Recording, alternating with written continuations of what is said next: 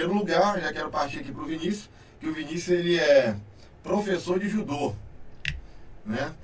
O judô é aceito dentro do segmento que você segue, ou dentro do nosso segmento no contexto geral, é aceito dentro do segmento cristão? Sim, então, eu já passei por situações, principalmente por conta das práticas do judô, visto que tem tradições japonesas, que tem algumas questões que vêm do Japão, que a gente simplesmente não utiliza, porque eu sou cristão e eu não abro mão disso. Mas já tive momentos desconfortáveis onde eu fui convidado a me retirar da igreja ou não praticar mais o judô se eu ficasse um ou outro. Mas assim, foram raras as vezes. Na verdade foi uma vez que aconteceu isso. Mas no meio evangélico, na verdade, é bem visto. Eu nunca passei por uma situação dessa, a não ser uma certa tema que muitas pessoas falavam muito lá no passado, porque eu faço judô, esse ano completa 28 anos que eu faço judô. 28. Então lá atrás a gente ouviu algumas coisas que... porque eu comecei a ir à igreja, eu tinha meus 3 anos de idade, né? E lá, quando eu comecei a fazer judô, eu ouvi algumas coisas no passado que hoje não se fala mais. Mas, em geral, a gente é bem tratado e bem visto. É bem tratado, bem visto, até porque também mudou muito, né? O conceito, acabou mudando com o tempo, né? Exatamente. E também a questão da disciplina, de ajudar as crianças, enfim, as pessoas se tratam com essa... Agora eu estou percebendo aqui, pastor Messias, que vocês usam barba, né? Eu chamo isso aqui de barba, né? É barba, Tá parecido com barba. Então, pastor Messias, a sua igreja, os homens podem usar barba?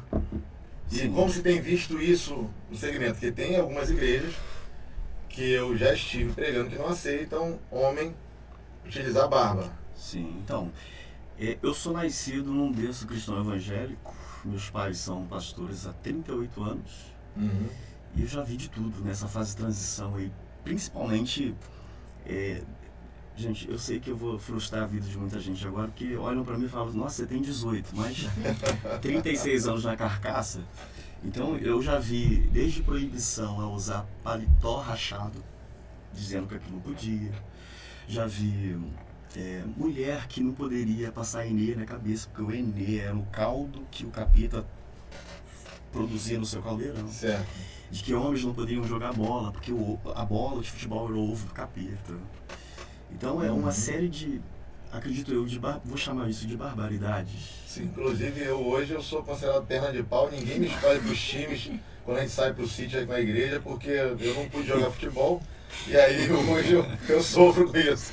Eu acredito que a nossa oração hoje tem que ser, pai, perdoa-lhes, porque eles não sabiam o que estavam fazendo. E muitos deles, vamos deixar claro aqui, foi até na inocência, porque os nossos pais aqui na fé, eles receberam a palavra e eles não tinham acesso a estudo sistemático das escrituras, a curso de teologia. Sim. Alguns não sabiam nem ler, nem escrever, receberam a revelação de Deus e a gente tem que perdoar. Só que hoje o tempo mudou, né? A gente tem muita acessibilidade. Mas ainda hoje, para você, é pecado usar barba, é costume ou é doutrina?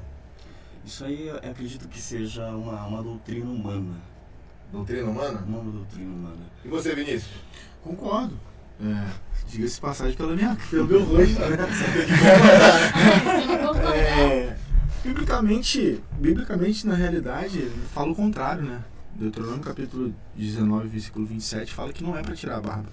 Né? Mas assim, a gente está vivendo um outro tempo, um outro momento, uma outra história, e a gente tem que analisar, de fato, o que é bíblico, o que é vontade minha e o que é vontade da minha liderança. Entende? Entendi. Isso é verdade. E é claro que a gente precisa também deixar claro aqui, a gente está no podcast, está iniciando, mas deixar bem claro que nós não estamos aqui para defender um ideal e fazer com que pessoas que são membradas de algumas igrejas que mantêm um determinado costume, né, venham entrar em desobediência daquilo que foi adotado pela igreja. Porque se você aceita estar numa igreja sob a autoridade espiritual de alguém, você vai ter que viver a visão daquela pessoa que está ali na frente. E isso é uma das coisas que eu falo com meus alunos. Quando você vai na casa de alguém, você não faz a sua regra é na sua casa. Se aquela casa não pode entrar de sapato, você não vai entrar de sapato naquela casa. Se na sua casa pode entrar de sapato, ou ele escolhe entrar ou não. E se na sua casa tem que entrar de sapato, vai ter que entrar de sapato. Na casa de outra pessoa, a gente vive a regra dela, não a nossa regra. A nossa regra a gente faz na nossa casa. Correto? Corretíssimo. Eu não sei se há um acordo entre nós, mas eu penso também pelo seguinte, respeitando logicamente onde eu escolhi congregar, me unir à membresia local, eu acredito que há ainda entre nós aqueles que têm uma dificuldade de ainda abrir textos sagrados para saber como se, Atos 17, sabe, como os bereanos, que ouviam Paulo e Silas pregar ou anunciar-lhes, né, o evangelho, e eles olhavam, consultavam para saber se aquilo que eles falavam condizia com o que estava escrito. Eu acredito que hoje ainda há essa cultura de apenas pegar o que vem do altar e não consultar. Eu respeito a questão da denominação que entende o que para ela é uma regra, é um uso, é um costume. Alguns desses usos e costumes são postos, né, são agregados aos seus regimentos internos, né, seus estatutos, mas boa parte deles eles tiram da Bíblia. Por exemplo, a gente olha para o texto de 1 Coríntios 11, 6 e vê lá Paulo falando acerca que a mulher não poderia cortar o cabelo, e as pessoas pegam aquilo e trazem para o outro dizendo, olha, a mulher aqui na minha denominação não se pode cortar o cabelo. Respeito muito isso, quem faz ou quem ainda tem esse tipo de regra para si. Claro. Mas acredito que será que não seria falta um pouquinho de consultar a Bíblia acerca disso? É verdade. Eu estava olhando aqui para a Kailane, né, antes que ela responda alguma coisa, eu vi que antes que ela fale, ela fala muito, tá, gente? Ela fala muito. A Kailane é a que mais fala aqui. E eu estava vendo que ela tem a orelha furada, mas ela não está usando brinco. Né? O que tem a ver isso aí, cara? Fala pra gente. Hoje eu perdi a tarraxinha do brinco. Por isso que o time não vem de brinco. Fala a verdade. Mas quem sabe, né? Quem sabe. Você usa brinco, cara? Uso. Mas algumas igrejas consideram o brinco pecado. Inclusive teve um pastor que usou Isaías 3,18, que diz assim, ó, naquele dia tirará o Senhor o enfeite dos anéis dos tornozelos, as toucas, os ornamentos, os pendentes, os braceletes. E o pastor usou isso daí para embasar que usar anéis e usar brinco é pecado, né? Sobre essa passagem aqui. Eu só acho interessante que no final o texto vai começar a dizer que vai tirar de vós os turbantes, que haverá podridão em vós, porque tirarei de vós o perfume, trocarei o perfume por cinza, por cordas, em lugar da encrespadura de cabelos, a calvície, e em lugar da veste cintuosa, silício, e a marca de fogo em lugar de formosura. Ou seja, o Senhor está usando isso aí como repreensão, como juízo. Sim, eu acho que ele esqueceu de ler essa parte. Esqueceu. Aproveitando, e sim, na realidade não só isso que o próprio texto já continua dizendo, Ezequiel capítulo 16, vai dizer que Deus pega Israel, que está lameada, transforma-o, ornamenta-o, coloca-o lindo, e ele vai lá e se estraga com aquilo que ele tem. Então, assim, a gente pode analisar que ali em Ezequiel capítulo 16 ele está falando da formosura que Deus deu para Israel, e Israel se corrompeu por causa desse ornamento, dessa beleza. Então, na realidade, ele não está falando que você não pode se ornamentar, ele está dizendo que você não pode se corromper por causa disso. Entende? Então, em Ezequiel capítulo 16, o próprio Deus ornamenta o seu povo. Ele fala, ele pega, eu te peguei envolvido no teu sangue, te criei, te dei do meu ouro, te ornamentei, te deixei lindo, tu te tornaste o mais formoso entre as tuas irmãs. Entende? Então, assim, a própria Bíblia vai refutar isso que está sendo falado. Então, porque na verdade, no caso, quando Abraão pede que Eliezer vai buscar uma esposa para Isaac, né? Eliezer, ele vai levar o quê para Rebeca? Quais são os presentes? São pendentes, correto? Pendentes de ouro. Né? A cultura judaica, a mulher que não tivesse ornamentada com ouro, era uma mulher que não era honrada pelo marido, né? Exato. Porque o marido honrava a esposa com pendentes de ouro, né? Então, assim, são coisas que a gente precisa entender, que tem igrejas que proíbem, por ser costume da igreja, do grupo, que todo grupo tem que ter o seu costume, correto? Todo grupo tem que ter o seu costume. Mas que a gente não pode adotar como via de prática doutrinária de salvação.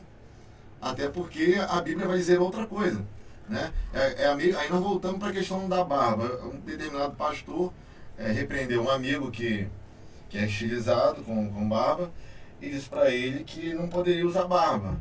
Aí ele falou assim: pastor, mas onde está escrito? Porque na Bíblia está dizendo que a barba, né? Inclusive ele cita até em Salmos, né? Que é como óleo que desce, né? Sobre a barba de Arão. Então a barba é significado de respeito, né? De maturidade, respeito, honra. E ele falou: não, mas mudou. O conceito mudou agora. Ele falou que mudou o conceito. Aí você, mudou o conceito quanto à barba? Aí ele falou: e os outros conceitos?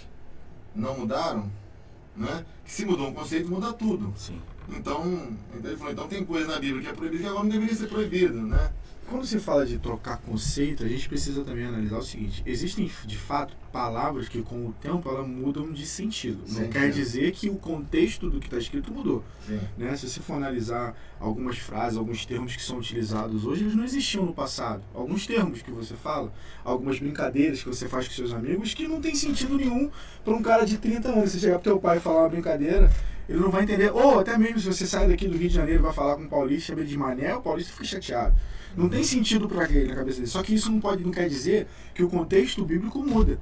O contexto tem um sentido por aquilo que foi falado. A gente precisa entender um contexto para utilizar aquela palavra e utilizar ela como via de regra. Eu não posso simplesmente pegar aquela palavra que está escrita ali, né, e falar: não, isso aqui é o que eu tenho que fazer. Só que eu preciso entender o contexto, por que ele está falando aquilo.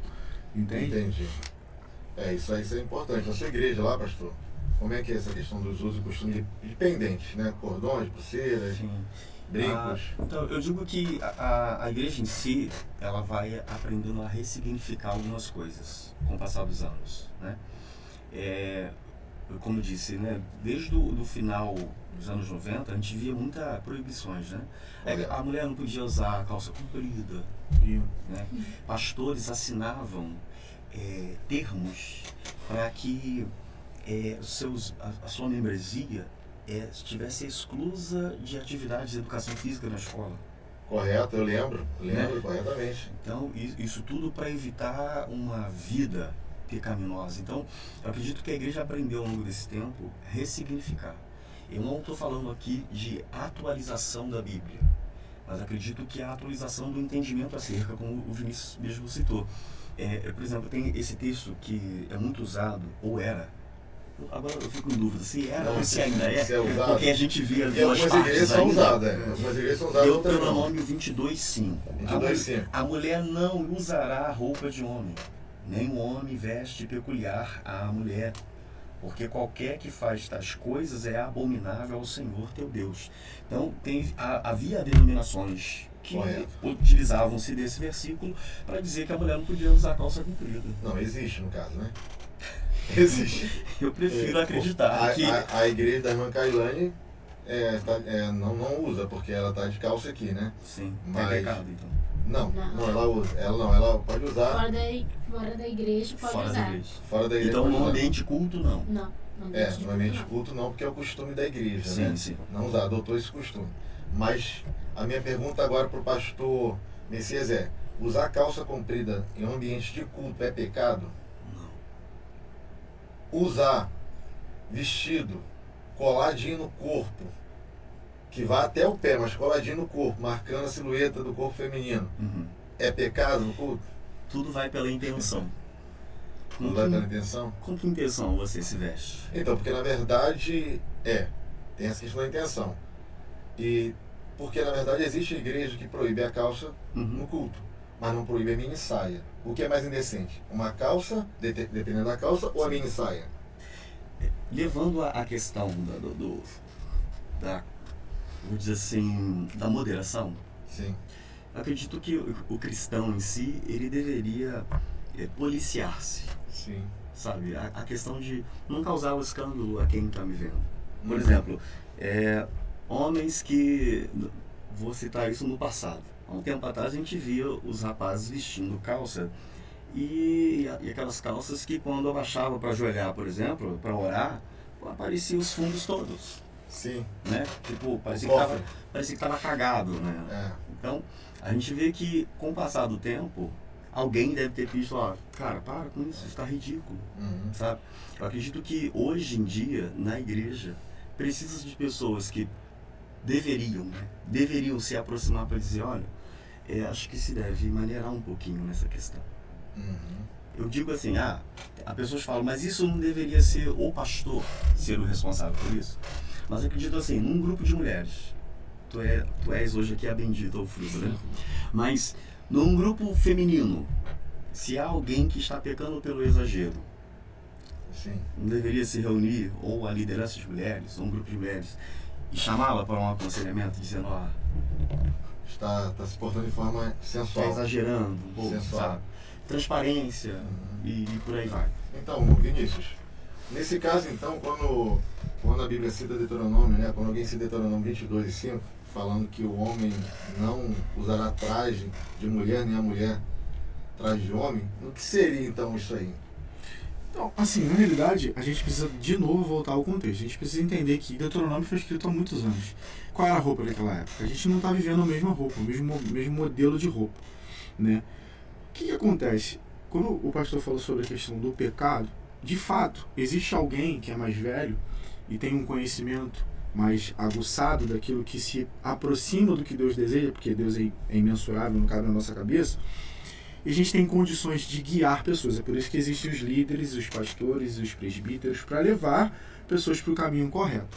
No entanto, não existe pecado que passa despercebido para a própria pessoa, porque o Espírito Santo o incomoda.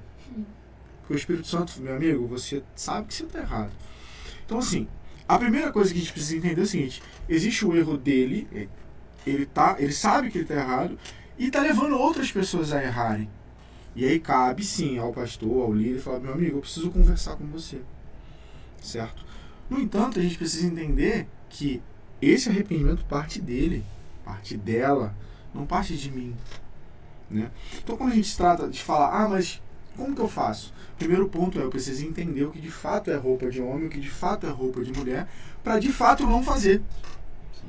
Porque é muito complicado você dizer que roupa de homem, roupa de mulher, roupa...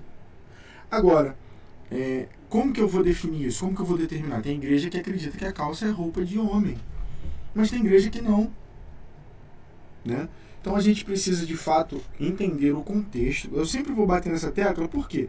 É muito simples pegar um versículo, um pedaço do texto para defender aquilo que eu acredito. Só que aquilo que eu acredito não quer dizer que Deus está incluído nisso. Pode ser apenas o meu orgulho, pode ser apenas a minha vontade. Né? E eu não posso colocar a minha vontade acima de qualquer coisa. Eu preciso também entender que se eu for provado que aquilo não está certo que eu estou falando, eu preciso abrir mão daquilo e seguir com aquilo que Deus quer. Como Davi fala, vê se anima em algum caminho mau e guia-me pelo caminho correto. É um pouco complicado porque hoje, inclusive, está até difícil você identificar qual calça é de homem e de mulher. Até porque as calças dos homens também apertaram, né? Hoje nem se pode mais falar sobre isso também.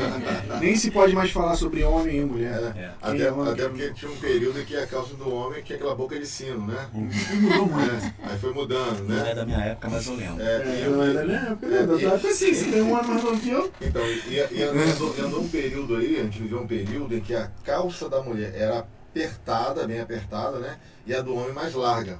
Hoje a coisa está invertida, tá um pouco invertida, não tá? Está invertida, porque hoje as calças não estão apertadas e as mulheres estão usando mais calça larga. Que a gente sabe, como eu falei também, que é a questão do bom senso, porque realmente tem calças indecentes que tem calças decentes. Por exemplo, eu sou nascido na Ilha Grande, então tem muita família na Ilha Grande, e na Ilha Grande existe muito essa questão de liberar a mulher usar calça. Só que isso aí está mudando um pouco o conceito, porque quando uma mulher vai passar do cais para uma embarcação, ela tem que abrir o compasso, né? Para poder... Sim. E aí, de repente, naquele abrir o compasso, se ela tiver de saia, é muito mais complicado para ela e constrangedor. Sim. Porque ela vai se expor. Quando, na verdade, uma calça seria muito mais segura e decente para ela. Exato. Sim. Correto? Então, a coisa está até mudando. Mas, realmente, existe um período de você ficar imaginando, mas o que seria, então, roupa de mulher e de homem? Será que Deus estava querendo tratar isso mesmo? Ou será que seria um caso já tratando a questão, né, homossexual, né? Que a Bíblia, principalmente no Antigo Testamento, repele muito, né, e trata muito isso aí, a destruição de Sodoma e Gomorra, vinculado ao sodomismo, etc. Então, assim, só que a gente pegou esse costume, levou para a igreja, e nós acabamos ensinando como doutrina e não costume. É que eu volto a dizer, o costume, a igreja pode ensinar até isso como costume, é que é errado. Mas lá não. Lá fora não. Eu estava conversando com uma amiga esses dias, que a igreja dele está adotando um sistema de roupa social para obreiro, gravata. Sim. Aí eu falei, não, bacana, cada igreja tem o seu padrão, tem o seu costume. Eu só acho errado vocês quererem obrigar quem vem na sua igreja de fora a querer usar gravata também, porque ele vive um outro costume. Isso não é doutrina bíblica de salvação, não tem a ver com pecado. Então como é que você vai impor? O que a outra pessoa lá de fora vai pensar? Né? O que o pastor que vem visitar a tua igreja vai pensar? O pessoal daí, será que sabe que isso aí realmente é doutrina? Se é costume? Um novo né? convertido também. Então para mim tem que ser assim, pode ser ensinado, eu até acredito, isso é um conceito meu. O pastor pode ensinar, olha, na minha igreja não usa brinco, na minha igreja não usa cordão, mas deixar bem claro, isso é regra aqui da igreja.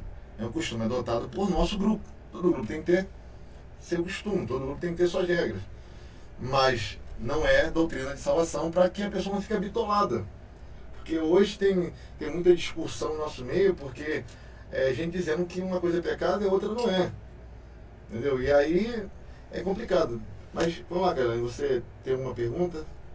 Sobre a questão do novo convertido, questões de vestes. Obviamente o Espírito Santo que vai, né, vai tratar com a pessoa. E quando a pessoa já tem ido para a igreja e a igreja já tem uma doutrina, usos e costumes, o que tem que ser feito com essas pessoas, esses novos convertidos? Eu acredito que o primeiro passo seria o chamado discipulado interno. É fazer quem está chegando agora entender o que é a igreja onde ela se sentiu bem para congregar. E a partir disso ela deixar por ela mesma tomar a decisão. Ó, me encaixo nisso? Porque tem gente, por exemplo, que diz, olha, eu não me sinto bem usando calça comprida. Da mesma forma há pessoas que dizem, ó, eu não vou abrir mão da minha barba. Sabe? Então acredito que esse discipulado, a aproximação com a liderança e botar tudo às claras, acho que seria o primeiro passo para a pessoa por si só tomar a decisão. Ó, é aqui que eu me encaixo, é aqui que eu quero servir a Jesus. E quando não há um discipulado? Complica. Aí fica difícil. Complica porque quando não há esse tipo de comunicação entre liderado e liderança, a pessoa vai ter que descobrir por si só. E isso causa um choque, porque vai ser a questão cultural de uma cidade, ou de um estado, ou de um país, com o que a Bíblia realmente diz e o que a igreja adotou para si como prática. Então, acredito, para evitar esse choque, a comunicação seria tudo para resolver isso. É isso aí.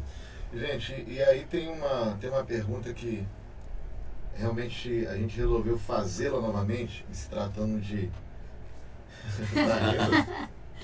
Lá vem. A gente resolveu voltar nessa pergunta porque nós tivemos um podcast aqui anterior falando sobre a questão da tatuagem, né?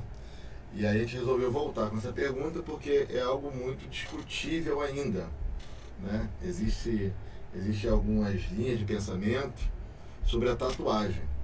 E é isso aí que a gente gostaria de falar hoje, até porque eu estou vendo aqui que o Vinícius possui tatuagem, né? Tá bem exposto aí. É pecado, né? Denominações. Então, e aí eu gostaria de saber, eu vou perguntar logo para o Vinícius, né? Porque realmente ele pode falar com propriedade sobre o assunto. Você fez essa tatuagem quando você era cristão, quando não era? Sim. O que essa igreja acha disso? Então, hoje eu tenho, como eu falei, na igreja eu comecei com uns 3 anos de idade, eu tenho 36 anos, são 33 anos caminhando no Evangelho, né? E eu passei por essa fase de não gostar de tatuagem, porque assim, eu infelizmente passei por muitas igrejas, em muitas denominações. Por quê? Comecei na igreja bem novinho, minha família era de um lugar, eu morava em Minas Gerais, de Minas Gerais eu vim morar no Rio de Janeiro, a minha família do Rio de Janeiro não era cristã, eu ia para uma igreja sozinho, aí mudava de casa, eu ia para outra igreja. E assim, eu passei por diversas denominações, e por um lado foi bom. porque a gente consegue visualizar muitas vertentes, ok? Mas o que acontece? Eu, num período da minha vida, eu fiz um curso de teologia, não fiz faculdade de teologia, eu fiz um curso porque eu gosto muito de ler, de estudar, me interessei e fui. E a partir desse momento foi que eu entendi que não havia nenhum problema na minha compreensão. Né? Bati um papo com o meu pastor na ocasião, que era no Rio de Janeiro, antes de eu vir morar em Angra dos Reis, problema nenhum, e eu fiz a tatuagem. Sim, o que acontece? A tatuagem ela é um símbolo, é um desenho, é uma lembrança, é uma recordação. Dependendo do motivo pelo qual você faz a tatuagem, se é uma adoração, se é algo que você ama em excesso, eu entendo que é pecado. Se não, compreendo que não. Recentemente eu conversei isso com a minha família, né? Minha família, um grupo de família, falou sobre esse tema e usou um versículo para falar sobre o tema. Levítico 19, 28. Levítico 19, 28, não que é o mais fareis né? marcas na vossa carne pelos mortos. Exatamente, esse foi o texto dito. Né? Em algumas versões da Bíblia, se você for analisar, acho que se eu não me engano na NVI, diz tatuagem, usa o termo tatuagem. Aqui o texto, a minha versão está dizendo, não fareis marcas na vossa carne, né, pelos mortos, nem no vosso corpo imprimireis qualquer marca. Tá, mas antes de qualquer coisa, a gente precisa desmembrar duas situações. Primeiro ponto, a gente precisa trazer a alusão de que o termo tatuagem ele surgiu no século XVIII. Ele não existia até então. Né? Então a Bíblia não foi escrita no século XVIII. Segunda situação é a seguinte, existe um ritual praticado até hoje aí pelos índios, por exemplo, pelos povos indígenas, praticado, que era praticado pelos hebreus, que era praticado pelos astecas, que era praticado pelos egípcios, que ao morrer alguém da sua relação, eles cortavam a sua pele como marca. Existe um outro tipo de vertente que não é a marca, mas é de fato se matar, que é a prática do harakiri pelos japoneses, quando os seus samurais, quando seus líderes morriam, eles iam lá, se vingavam e depois se matavam. Né? Porque eles não poderiam, quando o seu líder morria, ele não podia fazer nada. O que eles faziam? Eles iam lá, matavam o outro imperador e depois eles se matavam, né? Praticando o harakiri. Né? Então o que acontece? Na realidade, a gente está falando de uma situação. A tatuagem não é um corte. A tatuagem é uma pigmentação embaixo da pele, é um furo. E aí a gente tem outras questões abrangentes. Né? Ah, mas não pode fazer a tatuagem porque ela fere, porque ela marca. A gente fura a orelha. Sim, correto. A gente faz micropigmentação. Pigmentação que lateral. É tatuagem, porque tatuagem é uma pigmentação. Sim, tatuagem é tinta pigmentada embaixo da pele. Mas aí existe uma diferença que é falada que por exemplo, as técnicas é diferente, no caso, né, A questão da técnica, até a tatuagem existem diversas técnicas. Existe a tatuagem que você bate com um pauzinho assim, que faz o barulho de onde surgiu o nome Tatal, que é o barulho que faz. Existe a máquina, e existe outros, tem várias que eu não conheço todas, mas existem diversas técnicas para se fazer uma tatuagem. E a pigmentação é uma delas. Porque tatuagem tem um nome, mas nada mais é do que botar tinta embaixo da pele. E colocar a pigmentação para aparecer uma sobrancelha é colocar tinta embaixo da pele. Entendi. Então, para você, o problema é o significado da tatuagem. Isso, o que você faz, por que você faz. Uma das minhas tatuagens é um dos versículos que eu mais amo, que é Filipenses capítulo 2, versículo 5. Eu fiz questão de tatuar esse versículo porque esse versículo ele reflete humildade. Algo que eu não sou. Eu luto contra a minha vontade de fazer as coisas erradas o tempo inteiro. Isso aqui me faz lembrar quem eu sou. E eu fiz questão de tatuar Filipenses capítulo 2, versículo 5, porque ele fala, tem de vós o mesmo sentimento que houve em Cristo, que mesmo subsistindo como Deus, não teve o desejo de ser igual a Deus. Então, e outra aqui, que é uma cruz e uma árvore seca. Adão e Cristo. Por meio do pecado veio o homem, por outro homem. Então, aqui, essa tatuagem, ela reflete o judô, que é algo que eu pratico. É um golpe que eu fiz, que eu me machuquei na época. E tem diversos significados do judô que tem significados para a minha vida. Né? Significados esses que não são necessariamente cristãos, no sentido de não necessariamente tem alguma coisa a ver com adoração, mas tem a ver com resiliência, tem a ver com você se manter de pé, tem a ver com você lutar contra os seus próprios desejos, contra a sua própria carne, e é por isso que eu fiz essas tatuagens. E, de acordo com o que foi falado, Deuteronômio capítulo 19, 28, fala, de fato, sobre marcar. Só que a gente abrange diversas situações. Se caso nós formos admitir isso como de fato tatuagem, a gente volta naquela situação que a gente falou mais cedo, um pouco antes. Em Deuteronômio capítulo 27, 19, 27, diz que não pode fazer a barba e nem cortar os lados do cabelo. Também diz no mesmo texto. Nem disfarçado. O mesmo texto diz que tem que guardar o sábado. O mesmo texto diz diversas situações que são simplesmente negligenciadas ao ler, pelo simples fato de ser conveniente falar da tatuagem, porque é, em tese, um pecado visível, e os outros não são tão visíveis. E são praticados por todo mundo, então pode. Sim. Pastor Messias, na sua igreja, o membro pode fazer tatuagem? Sim. Eu acredito que a tatuagem em si, não, como vou concordar aqui com o Vinícius, não há respaldo bíblico na questão proibição. O que eu sempre prego na questão ensinamento às ovelhas, que estão sob minha responsabilidade, é motivo. Por que motivo tu vai marcar a tua pele? E segundo, da mesma forma que você pode comer um doce, gostar do doce e viciar-se comendo aquele doce. Coca-Cola, porque se for pela Coca-Cola eu já estou pecando. Já deu ruim. Entendeu? Pra muita gente. Entendeu? Tatuagem também. A gente começa por uma e vai. E daqui a pouco tá um gibi ambulante. E eu acredito que isso já é pelo exagero. Eu sei que cada um tem o seu corpo, cada um tem a sua pele. Porém, acredito que a pessoa precisa também ter moderação para não viciar-se em fazer. Eu já ouvi relatos de pessoas que começaram com uma e não conseguiram parar mais. Muita gente fala isso. Muita gente fala virou vício? Virou vício. Corroborando, só acrescentando o que você falou, também você tem que analisar o que você está fazendo, porque às vezes na sua consciência é algo que você entende que não tem nada a ver, mas aquele símbolo significa algo que é anticristão, anticristo. Entendi. Então você tem que analisar que fere os princípios cristãos que atacam diretamente a Cristo, né? A palavra de Deus. Enfim, então a gente não só tem que analisar o porquê eu estou fazendo e também o que eu estou fazendo, entende? E a minha tatuagem foi um desenho que eu mesmo fiz. É uma fotinha minha fazendo um golpe de judô. Entendi. É interessante, né? Porque hoje, na verdade, acredito eu que 70% das igrejas hoje tradicionais ainda repelem a ideia ainda, né? Acho que muito repelem mais. a ideia, né? Da tatuagem, e vocês estão trazendo uma visão diferente hoje. Estão trazendo à luz uma outra visão. Né? Para chegar nesse aspecto da questão de repelir, a gente precisa passar pela transição das igrejas, né?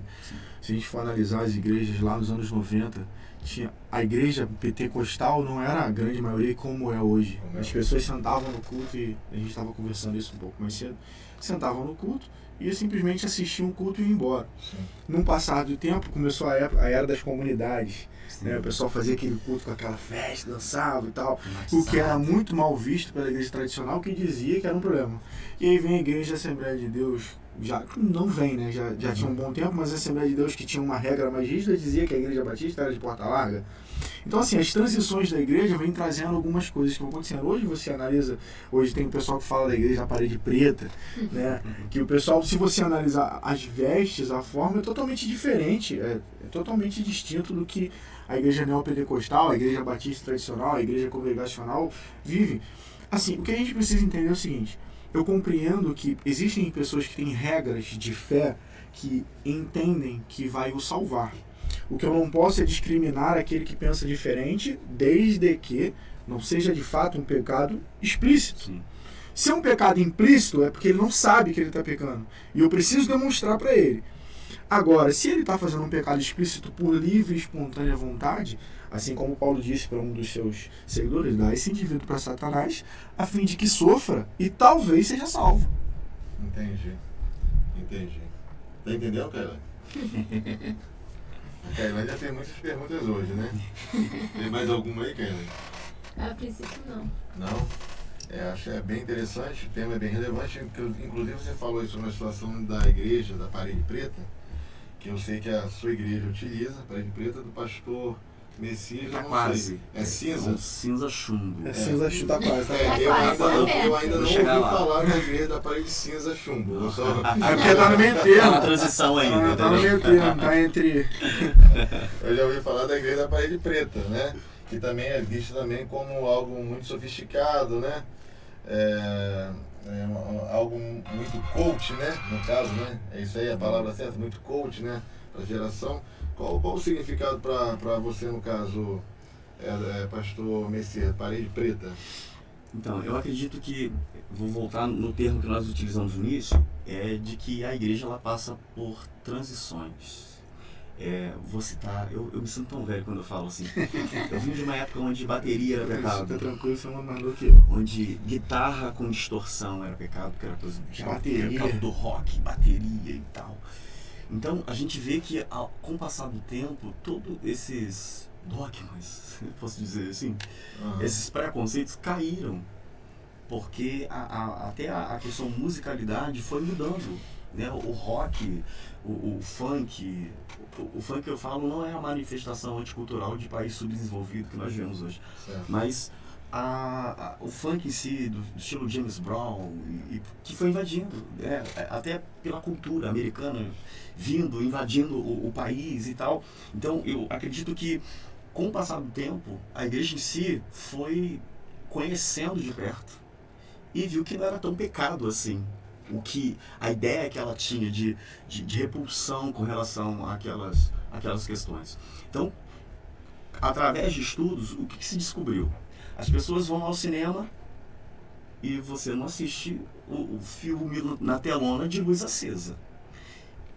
A partir da minha casa. Eu não gosto, eu odeio. Vou voltar na minha época de tela quente.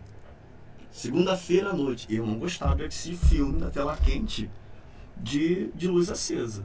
Cinema não se assiste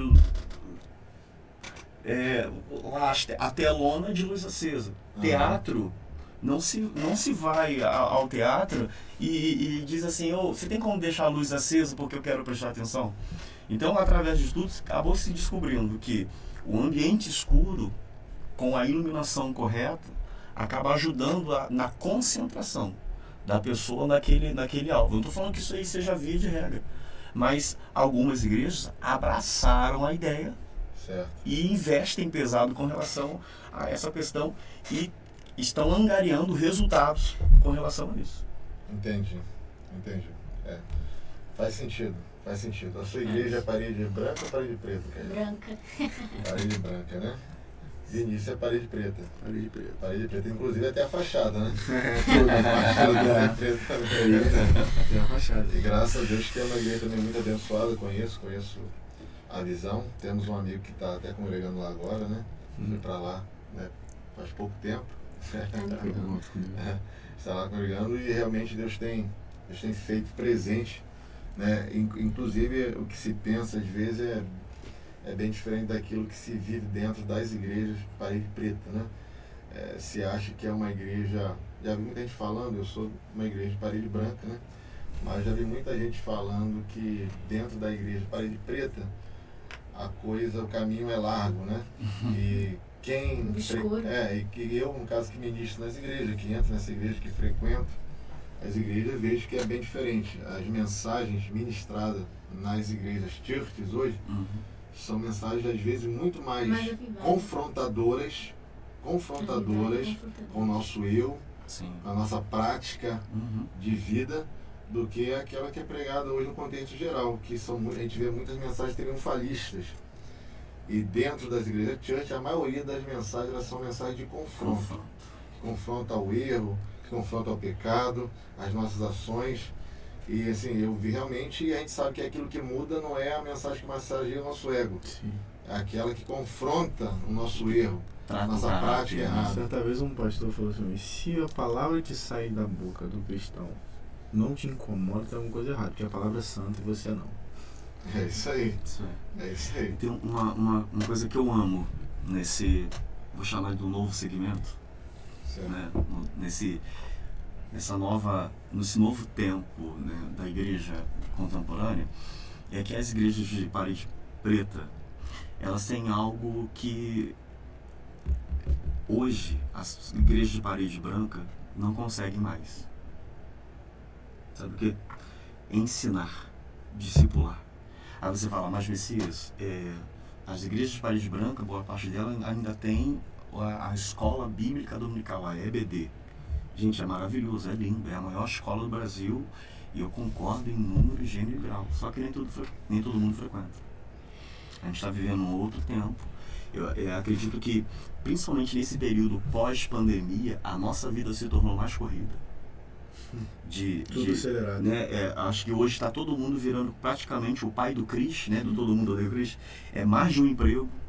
Então você tem essa dificuldade de ter pouco tempo e muitas tarefas. E as igrejas de parede preta hoje, desculpa usar essa nomenclatura, Vinci, mas elas têm uma visão de ensino através de visão celular, que antigamente, lá atrás, foi algo que era extremamente repulsivo à cabeça de muitos líderes, dizendo, isso aí é para rachar a igreja, isso aí não funciona, isso aí eu vou formar cobras que vão me dar rasteira lá na frente.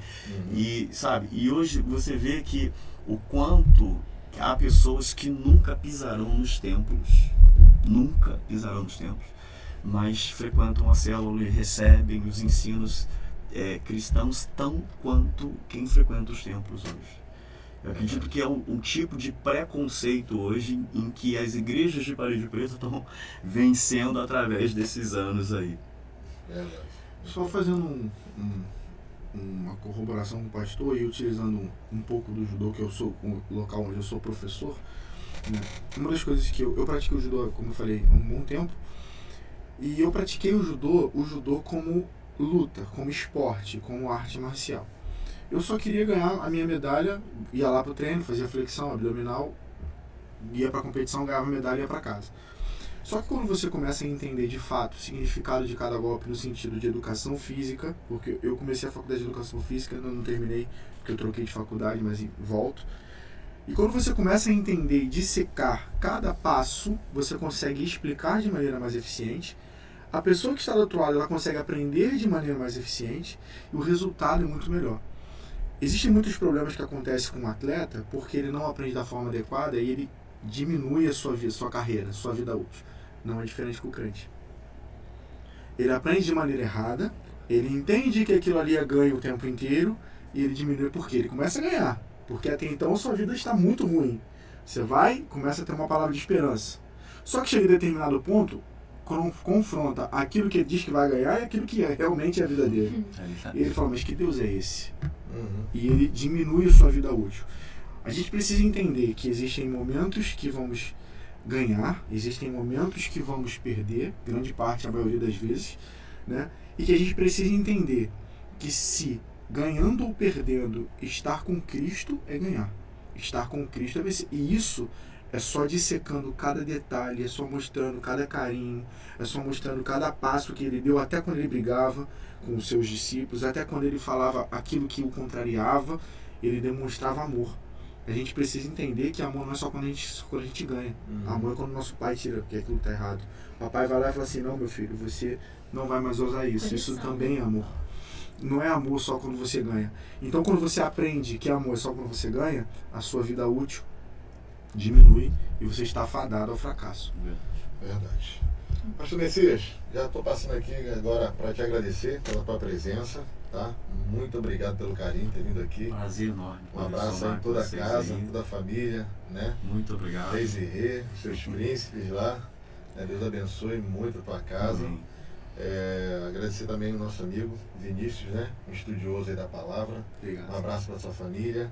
Um abraço lá para o apóstolo, né? Com certeza. Deus abençoe também lá. E deixa as suas considerações aí finais aí pro povo aí que tá te ouvindo. Gente, eu quero primeiro agradecer essa oportunidade porque eu acredito que é um assunto para nós cristãos inesgotável. Se a gente for desmiuçar ainda mais, a gente acha coisa que... Eu até achei que a gente ia chegar nesse ponto, mas não chegamos. A Bíblia proíbe beber, né? Então, acho que fica pro próximo, né? No próximo, né? Então, parte 3. Parte 3. Mas eu quero agradecer de coração. Eu acredito que a gente está contribuindo com muitas pessoas que às vezes ainda recebem hoje uma prática que era utilizada pela igreja romana, que era pregado que aquele que usa a Bíblia para questionar a igreja está pecando contra a igreja, né? Então, acredito que hoje a igreja de Jesus Cristo, ou vamos dizer a igreja cristã evangélica, ela parece que ela ainda não se desvinculou dessa prática romana e ainda continua dizendo, se você me questionar porque você leu algo na Bíblia, você está pecando contra Deus. Então, eu acredito que, piamente, de que o caminho é sempre nós nos basearmos pela Bíblia e termos essa disponibilidade, coração aberto para abrir a Bíblia e realmente entender o que a palavra diz acerca desses temas tão cabulosos, não é para muita gente, mas Amém. Sou muito agradecido por essa noite. Vinícius?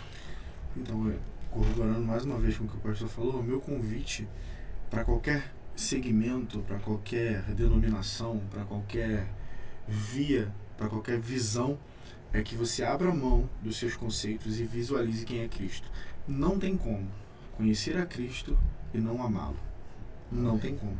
Meu único convite é esse, abre mão dos seus conceitos, abre mão das suas vontades, abre mão dos seus orgulhos, do seu status, porque muitas das vezes o que nos traz isso, né, essa visão fechada, é o status que nós temos. Abra mão dos seus status, vá verificar, vá investigar, vai conhecer, vai entender quem é Cristo, que não tem como não se apaixonar, não amá-lo cada vez mais. Amém. Kailane? Eu não vou nem me despedir, né? Porque ainda tem o próximo quadro, Pratas da Casa, que daqui a uns 5 minutinhos já vai começar. É isso aí, tem os Pratas da Casa chegando aí com uma galera abençoada, né? Quem tá vindo aí hoje aí no Prata da Casa? Lucas Dias. E Igor dos Santos. Igor dos Santos. Só vem tocha, labareda, varão. Da parede preta, da parede branca. É cheio da unção, varão. É cheio da unção. A gente vai ficando por aqui então. Muito obrigado. Se liga, crente. Tá pegando fogo hoje, hein? Tá forte. Deus abençoe a todos.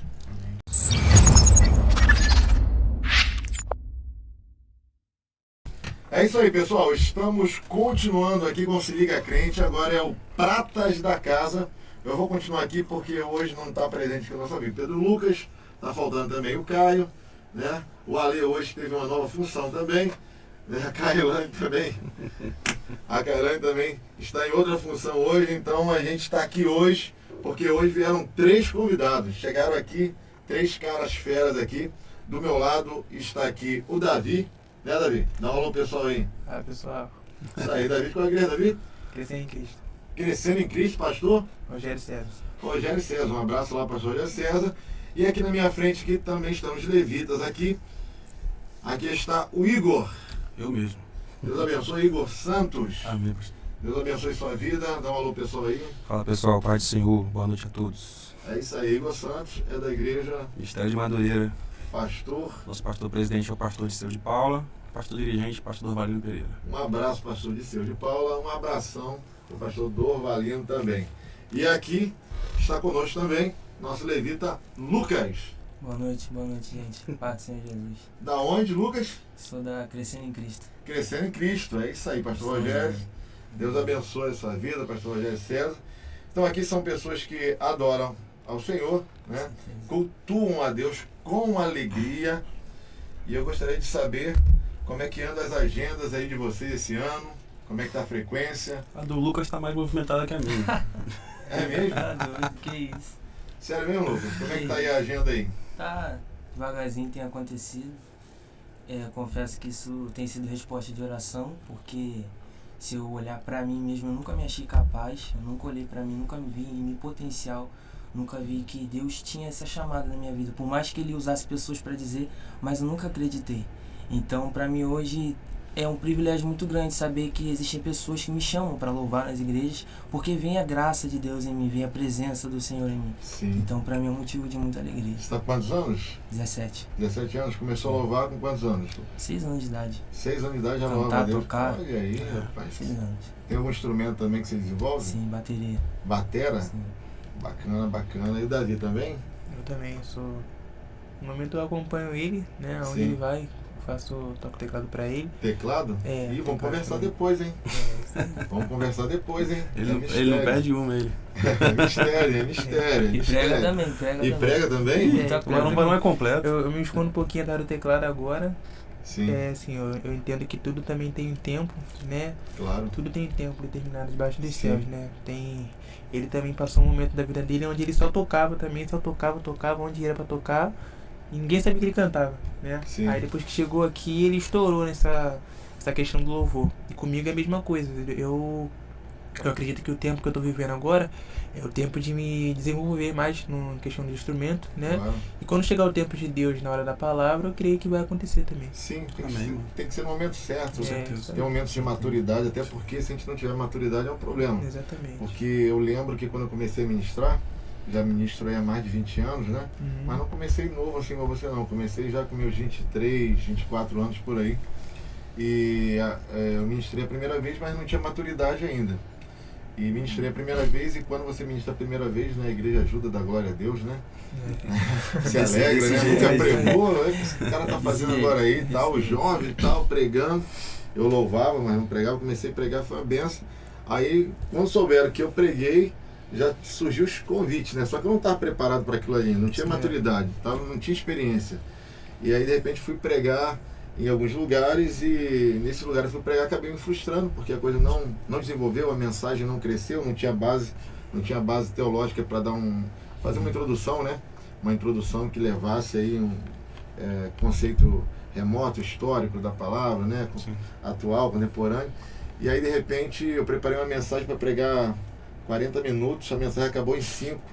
Em uma festividade, entendeu? Já me ocorreu. Eu tentei dar glória pra lá, virar pra cá, correr, dar uma Falar corrida. uma língua estranha. Né? Mas aí ia ficar bem estranha a língua, né? Então, Bem estranho. aí de repente eu me frustrei e fiquei 1 ano sem pregar, só que foi um ano de preparação. Me preparando, estudando, buscando a Deus, até que depois de mais ou menos 1 ano e meio, 2 anos e meio, eu voltei a ministrar de novo aí com mais segurança, né, pra gente ter base. E realmente, não era da vontade de Deus? Era da vontade de Deus, mas às vezes a gente tem que estar preparado para as oportunidades. Com certeza. As oportunidades virão, mas a gente precisa estar preparado. Com certeza. Essa geração aí, a gente vê muita gente buscando oportunidade, quando na verdade deveria estar se preparando. Sim. Porque se é Deus que te chamou, Ele vai abrir a porta na hora certa, Com certeza. Ele vai te colocar em lugares. Igor, quantos anos, Igor? Tô com 22 anos. 22 aninhos. Passou. Cantando, pregando desde quando? Comecei a cantar Cantar eu canto desde pequenininho, desde os meus 9 anos de idade. Certo. Mas ministrar mesmo fora, comecei com 16 anos. 16 E a pregar com 17. Com 17 anos. 17 anos. E Deus tá te usando, hein, profeta? Ele tem usado. Bondade e misericórdia dele. Deus tá te usando na terra. Já foi pregar em algum lugar que a mensagem era pra durar 40? Rapaz, é complicado falar isso aí. Porque, cara, aquela euforia ministerial de quem tá começando é algo assim fantástico. É bom e ao mesmo tempo é ruim. Porque assim, Certo. eu falo por mim, quando eu comecei a pregar, eu tinha aquela mentalidade de menino de que o pregador pentecostal ele tinha que gritar muito, entendeu? Certo. E levar a multidão àquela euforia do momento ali do culto. Só que o problema do pregador atual hoje, eu posso falar isso com uma certa propriedade, né, porque eu passei por esses perrengues, é que tem gente que grita muito, mas não comunica nada. E a fé vem pelo ouvir e ouvir pela palavra. Então, o tema central da mensagem é Cristo. Se não tiver Cristo, não tem mensagem, não tem base nenhuma. Então, já me aconteceu de eu passar a semana toda estudando, me chamaram para pregar no culto jovem. Quando eu cheguei lá, comecei a pregar, quando eu fui olhar pro relógio assim de forma disfarçada, não passaram nem 5 minutos, eu falei, e agora? Vou pregar o quê? Não tem mais o que pregar, o que eu preparei eu já preguei. Então essa questão da preparação é de extrema importância até para você se preservar. Correto. Até porque você não está representando somente o seu nome, mas você leva em si o nome da sua igreja, o nome do seu pastor, da sua liderança. Então tem uma carga sobre você ali de responsabilidade. Você não leva só o seu nome. E também o dono do nome que está acima de todos os nomes, né? Vocês são ministros de louvor, né? Fazem parte aí dessa galera que Deus está levantando aí como Levi. Tem ajudado as igrejas, tem ajudado mesmo, tá? Porque a gente sabe que as igrejas às vezes não conseguem trazer cantores de fora da cidade. E aí vão utilizar, né? A gente que é daqui de perto. Os pratas da casa, né? Os pratos da casa, né? Os pratos da casa. Aí tem uma pergunta aqui que a galera já mandou para mim aqui, entendeu? Perguntando, vocês participaram, como cantores, né? Vocês participaram da seletiva da Expo? Eu não participei. Não participou da seletiva? Também não. Nenhum dos outros participaram? Também Tiveram não. amigos que participaram? Sim, Sim. bastante. E eles passaram? Como é que foi? Uns passaram, outros não. É. Então deixa eu incrementar aqui. Vocês concordam com a seletiva para cantores da Expo? Desde que a seletiva seja feita em dois sentidos. Primeiro, você tem que olhar o aspecto moral do cantor. Onde ele congrega, se ele é ativo na igreja dele. Uhum. E o outro é o vocal. Querendo ou não, é um evento de música Claro, e o cantor tem que saber cantar. claro. Né? Então tem que ver a questão também do júri, né? Do Se o júri está apto para dizer, não, esse camarada aqui ele tem condições de se apresentar. Esse aqui já não tem. Ele tem até aquela questão, né, que a gente meio que divide assim, né? Tem o ungido desafinado e o desafinado, o afinado que não tem unção. Mas nesse caso, como se trata de um evento de grande proporção, a gente tem que olhar por ambos os lados. Tem que ser um cara que é ativo na igreja dele, é um cara que realmente você olha para ele e vê o perfil de alguém que é cristão, Certo. e o perfil vocal também. né? Porque houve uma certa reclamação quanto a alguns cantores até que estiveram aqui presentes, Uhum. porque na verdade são cantores afinadíssimos, Sim. são pessoas que ajudam as igrejas durante anos e que foram para a seletiva onde os jurados nem entendiam de música, alguns, Isso é complicado. influencers, né, youtubers, tá, etc. E de repente disseram que eles não passaram na seletiva. Uhum. Deixaram de fora pessoas que ajudam as igrejas durante anos, entendeu? São cantores mesmo aí que a gente conhece. A gente sabe que tem muitos cantores aqui, né, Sim. como Zé Cláudio na cidade, Cris Viana, Érica Gouveia, Sim. né? Uma galera aqui da sede aqui da Sul Fluminense que também que são afinadíssimos Bom também, demais. entendeu? E acabaram que não passaram na seletiva. Uhum. E aí fica um tanto constrangedor, né? Sim. Porque na verdade a Expo deveria abrir espaço para cristão. Você falou que passa nesse crivo, Sim. que seja membro, que seja homem de Deus, que seja menina de Deus, mulher de Deus, que cante, lógico, que Obviamente. cante, né? E que tenha essa oportunidade, todos têm oportunidade. Porque na minha visão deveria ter um espaço para todos aqueles que hoje ajudam as igrejas. Não são os aventureiros, Com certeza. mas aqueles que são indicados pelos seus pastores. Sim. E aí de repente não dá para cantar todo mundo realmente num evento à noite, até porque tem as atrações principais. Sim. E quem está aqui quer ouvir as atrações principais, né? Mas aí tem-se o dia todo de evento. Por que não organizar para pelo menos, né? Você não vai cantar num evento que esteja ali aquela multidão, mas um evento menor. E quem sabe dá para você de presente, quem sabe uma filmagem profissional. Sim. Com certeza. Entendeu? Uma filmagem profissional para você usar depois no YouTube, usar no Instagram, né? Porque de repente a gente sabe que hoje não tá tão barato assim. Quanto é que tá mais ou menos aí? Né? Eu tenho uns amigos que estão produzindo um clipe aí. Uhum. Eles não são cristãos, mas o mercado funciona dessa forma, né? Uhum. Só a música, só a faixa gravada tá R$1.000. Só a faixa, Só uma a faixa. Mas o clipe vai pra 2.000 e pouquinho. 2.000 e pouco. Então, de Isso, repente, isso por baixo. por baixo, né? Não é. Então imagina só você não vai poder dar oportunidade para os cantores que ajudam as igrejas, né, no evento, à noite, uma seletiva, aí você faz um sorteio, vê quem vai à noite, mas você pode durante o dia elaborar projetos Sim, Sim. que dê de presente, quem Pra sabe um todos. clipe profissional, com certeza. né, para você usar, que eu vejo que tem muita galera aí que canta bem, canta muito, mas não tem condição financeira de gravar um clipe profissional. Não tem uma estrutura pra. Sim. Para gravar um clipe, não tem música, não tem estúdio. Uhum. E de repente seria a hora do município Investir nesse pessoal. investir em vocês, investir na gente, já que o evento é voltado para o nosso segmento, né? Uhum. Existe uma secretaria que o dinheiro é voltado para eventos, etc. Mas aí tem o secular e tem o cristão. E se o cristão, né, é voltado para nós, eu acho que seria bacana, porque aí eu sempre vejo eu nunca gostei muito de usar pessoas para fazer política. Sim. Uhum. Eu sempre gostei de usar a política para ajudar pessoas. Então eu sempre vejo essa oportunidade, eu vejo a Expo acontecendo, eu vejo que existe a possibilidade de você ajudar as pessoas, Uhum. ajudar o cantor, prata da casa, entendeu? E eu achei um tanto constrangedor o que aconteceu, né? Achei que não foi muito bacana e que, quem sabe nessa próxima agora eles repensem, né? Tomara. O formato, o processo novamente, né?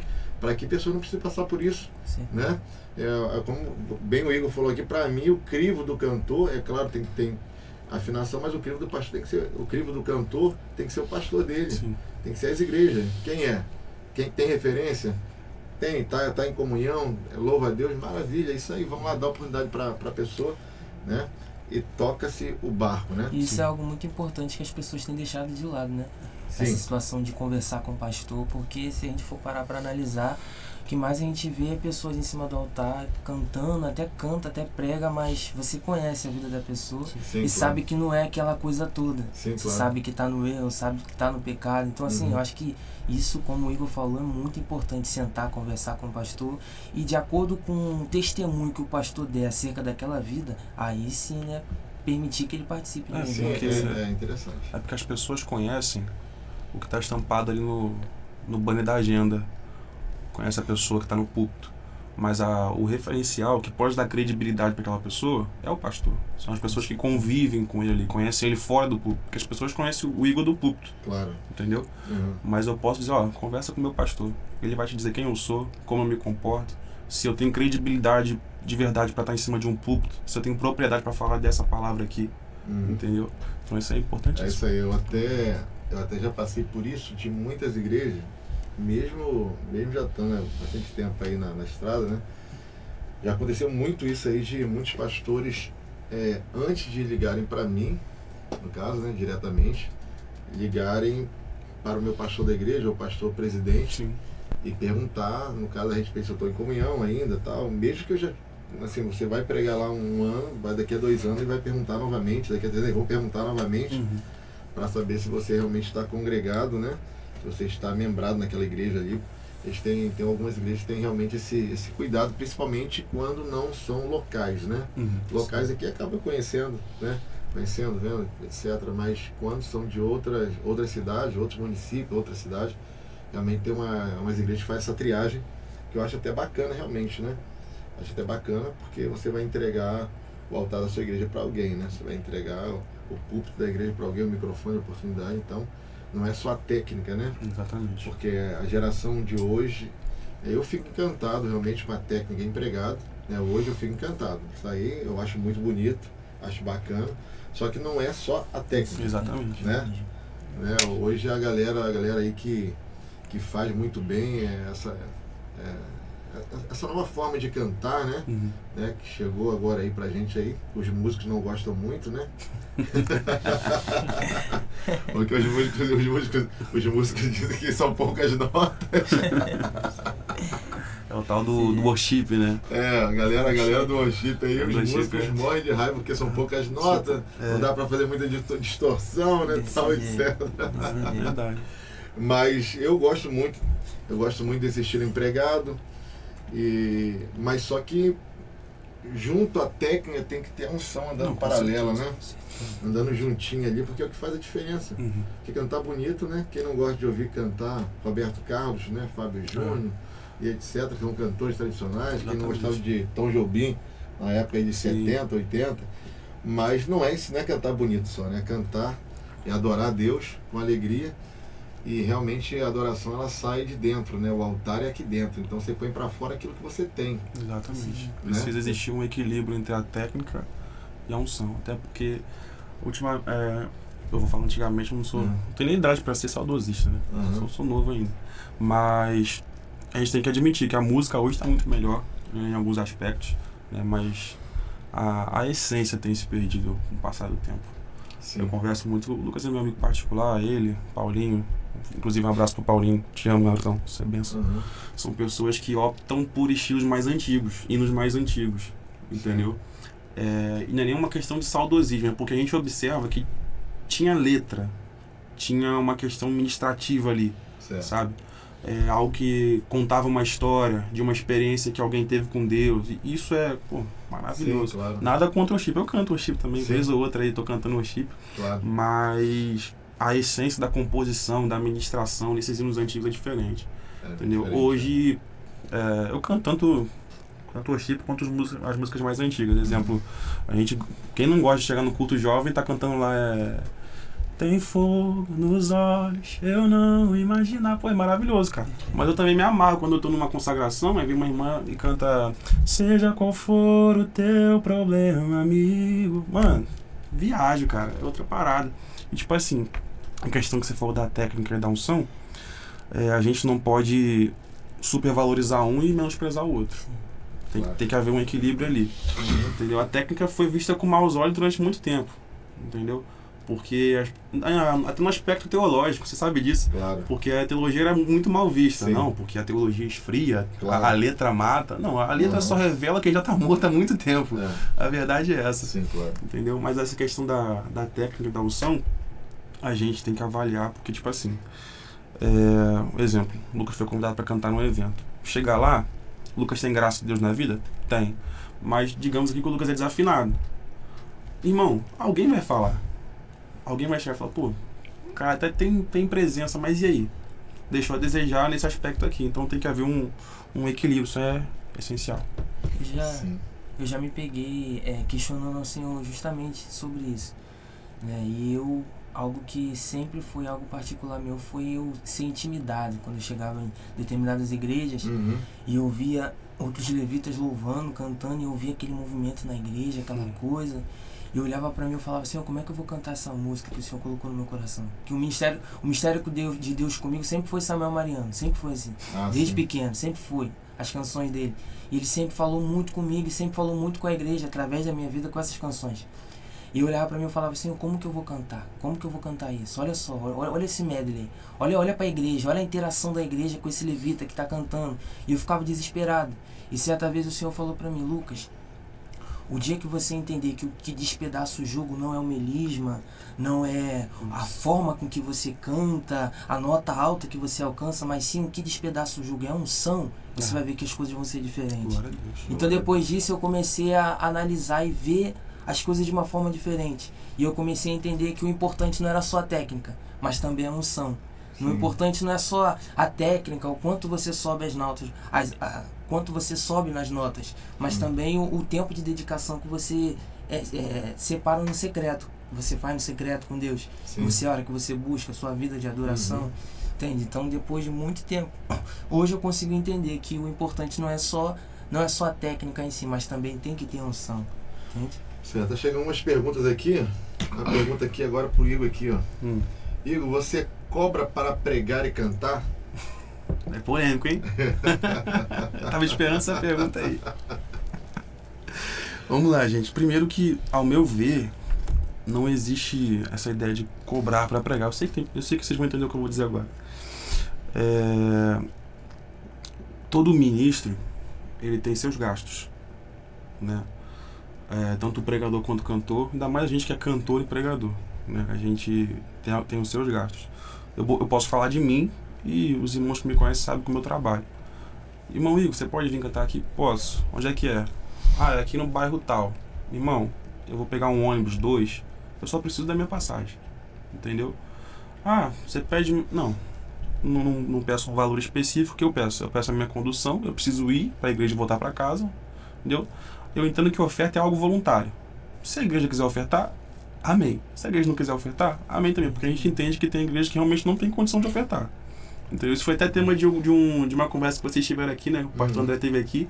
E ele falou algo muito interessante. Agora tem outro lado aí. A igreja fala que não tem condição de te abençoar, mas daqui a 2 semanas vão fazer um congresso e traz um cara lá de fora e esse cara não vai cantar de graça. Esse cara não vai pregar de graça. Então, a questão não é nem cobrar para pregar. A questão é, se eu tô te chamando, eu tô me comprometendo e tenho que te honrar. Entendeu? É mais uma questão de honra do que de cobrança. Eu, Igor, não cobro para pregar nem para cantar. Entendeu? Mas eu também não critico quem cobra. Entendeu? Cada um com seu particular com Deus aí. É isso aí. Outra pergunta aqui vai para o Lucas agora aqui. Como o jovem cristão deve se comportar fora da igreja, no caso. Dentro e fora da igreja. Dentro da igreja é mais fácil. É mais fácil, é fora da igreja. Isso é bem interessante essa pergunta. Eu acho que, assim, a palavra de Deus diz que a gente precisa ser sal da terra e luz do mundo. Sim. E eu tenho um entendimento que o Senhor nos chamou para ser diferente. Ele nos chamou para ser diferente, não é para ser igual. Durante muito tempo, eu sempre gosto de me usar como exemplo, porque eu passei por muitas coisas. Por mais que eu seja pouco na minha idade, mas eu tenho muitas experiências com Cristo. E durante muito tempo eu vivia naquela vibe de um pé na igreja e o outro pé fora. Porque na verdade eu nunca fui do mundo, eu nasci num berço evangélico. Só que a pior coisa que tem é a morte espiritual, porque você tá na igreja, mas a sua cabeça tá fora. Você tá dentro da igreja, mas tá fazendo coisas do lado de fora, entende? E durante muito tempo eu ficava nessa, do vai e vem. Eu até ia na igreja, mas eu não levantava a mão, eu não adorava, eu não buscava Deus, nada do tipo. Só que até que um dia eu entendi o propósito de Deus na minha vida. E eu comecei a viver o propósito dele. Fazendo a diferença, sendo diferente, porque a gente sabe que hoje em dia o que mais predomina é essas piadinhas, essas coisas desnecessárias, umas bobeirinhas. Então assim, eu procurava o tempo todo ser diferente e me afastar, principalmente em escola. Em escola eu sempre me peguei muito assim, desde o dia que eu escolhi fazer a diferença, eu me vi sozinho dentro da escola. E o Senhor falou para mim: Lucas, eu quero você sozinho. Hoje a minha graça te basta. E durante muito tempo eu fiquei sozinho, era eu e Cristo, meu amigo era Cristo. E hoje eu tenho poucos amigos, eu conto no dedo os amigos de verdade que eu tenho. Mas assim, eu olho e vejo que é necessário. Se a gente quer ser diferente, é necessário você contar no dedo com quem você vai andar, o tipo de amizade que você tem, com quem você vai se relacionar, com quem você vai conversar. Então acho que isso é muito importante. E o principal é que o Senhor nos chamou para fazer a diferença. Independente do momento, independente da circunstância, mas é ser diferente, fazer a diferença. Bacana. Top, glória a Deus, né? A gente vai para uma pergunta aqui que vai mudar um pouquinho o clima, né? A gente vai passar da coisa mais espiritual para uma coisa mais racional, que a pergunta vai envolver uma pergunta política, né? Vamos ver assim, o jovem cristão pode se envolver na política, mas antes disso a gente quer uma palhinha aí, um de vocês dois aí. E aí? Quem vai tirar para o ímpar aí? Vai começar. Não adianta fugir não, porque os dois vão dar uma palhinha, né? Vai ver quem vai primeiro aí, né? Pena que não tem teclado aqui, hein, Vasco? Poxa vida, hein? Mas aí, o que você acha? Pode ir? Misericórdia, vai. Antes de cantar esse hino, vou falar algo aqui. Passei por esse processo que o Lucas passou, que ele testemunhou aqui também, de solidão, entre aspas, porque assim, a partir do momento que você se posiciona, as pessoas ao seu redor também vão ter um posicionamento, né? E esse posicionamento só vai te afetar se você realmente permitir. E esse hino que me veio à mente é agora, obrigado, Senhor, por ter colocado isso na minha mente, porque contribuiu muito essa questão do afastamento para aquilo que a gente chama de a doença do século, né, que é a depressão. A depressão. Porque aceitei a Cristo com 12 anos de idade, aí só que eu era aquele crente meio prego na areia, né, não tinha firmeza nenhuma, então fiquei 4 anos afastado. Aí quando a gente fala de afastado, logo a gente mentaliza aquela ideia do crente que sai do templo, deixa de congregar, começa a viver uma série de escândalos, mas não, eu estava afastado dentro da igreja. Entendeu? E as pessoas hoje, nossa, isso realmente acontece. Se a gente olhar para o cenário da nossa igreja hoje, o que mais tem são pessoas que estão afastadas dentro da igreja. Claro. São pessoas que estão no templo, mas não dão conta de entrar no culto. São pessoas que estão no ambiente, mas não dão conta de se conectar com o dono do ambiente. E durante 4 anos da minha vida eu vivi assim. Até que um dia, né, se é que eu posso usar a expressão do apóstolo, depois de 4 anos só trancado dentro de um quarto, à base de remédios, vivendo aquilo que... uma vida, tipo assim, totalmente desregrada, vivendo ansiedade, crise de ansiedade, insônia. Só pra você ter uma ideia, eu deitava para dormir às 10 da noite, só conseguia dormir às 5 da manhã do outro dia. Tamanha era a opressão que estava sobre a minha vida. Até que um dia, foi até engraçado, eu estava nesse quarto, que era, acho que até menor do que o estúdio aqui, e alguém bateu na porta do quarto. Só que eu achei engraçado porque não tinha ninguém em casa. Aí eu fiquei com um certo medo, né? Só que isso aqui é espiritual, você que me ouve aqui agora tem todo o direito de não acreditar, entendeu? Mas eu tô falando porque eu vivi. Alguém entrou no meu quarto, eu não vi o rosto desse alguém, eu só sei que esse alguém brilhava muito, e esse alguém me pegou no colo e disse para mim o que ele disse para Moisés. Porque quando o Senhor chama Moisés, por meio daquela visão da sarça, é interessante a gente falar sobre isso. Moisés diz assim, eu me virarei para lá e verei essa grande visão. Quando ele vira para ver, o Senhor diz, Moisés, tira a tua sandália dos teus pés, porque a terra que tu pisa é terra santa. Sim. Eu te vocacionei, eu te escolhi, eu vou te enviar diante de Faraó. E Moisés começa a fazer uma série de questionamentos, que é normal, né? Quando Deus apresenta o chamado, a gente começa a apresentar uma série de questionamentos. Só que então, Moisés faz uma pergunta, é até interessante. Ele fala, Senhor, como eu hei de te apresentar diante de Faraó? Porque todos os deuses no Egito têm um nome. Claro. Aí ele diz o quê? Eu sou o que sou. Só que quando você vai para a raiz hebraica dessa expressão, isso é maravilhoso. Eu serei o que serei. Era Deus dizendo para Moisés o seguinte, eu serei o que você precisar na hora em que você precisar. E naquele momento que eu estava vivendo aquela depressão, eu precisava de força. E foi exatamente o que ele disse para mim. Eu serei a tua força. E a partir dali eu comecei a cantar, comecei a pregar, comecei a viver de fato o que Deus tinha para minha vida. Entre altos e baixos, né? Saindo daquele processo de inconstância, mas eu só conseguia cantar esse hino. É impressionante. Desse processo de 4 anos, onde a depressão, a crise de ansiedade, a insônia me assolava, eu só conseguia cantar esse hino. Que, se eu não me engano, é da Lauriette, cara. É só pegar o coro dele, como é que é? Ainda que pra te servir, Jesus, eu tenha que chorar, te servirei porque comigo estarás. Sofrer contigo é bem melhor do que errar. Perdoa-me, porque às vezes não consigo nem falar.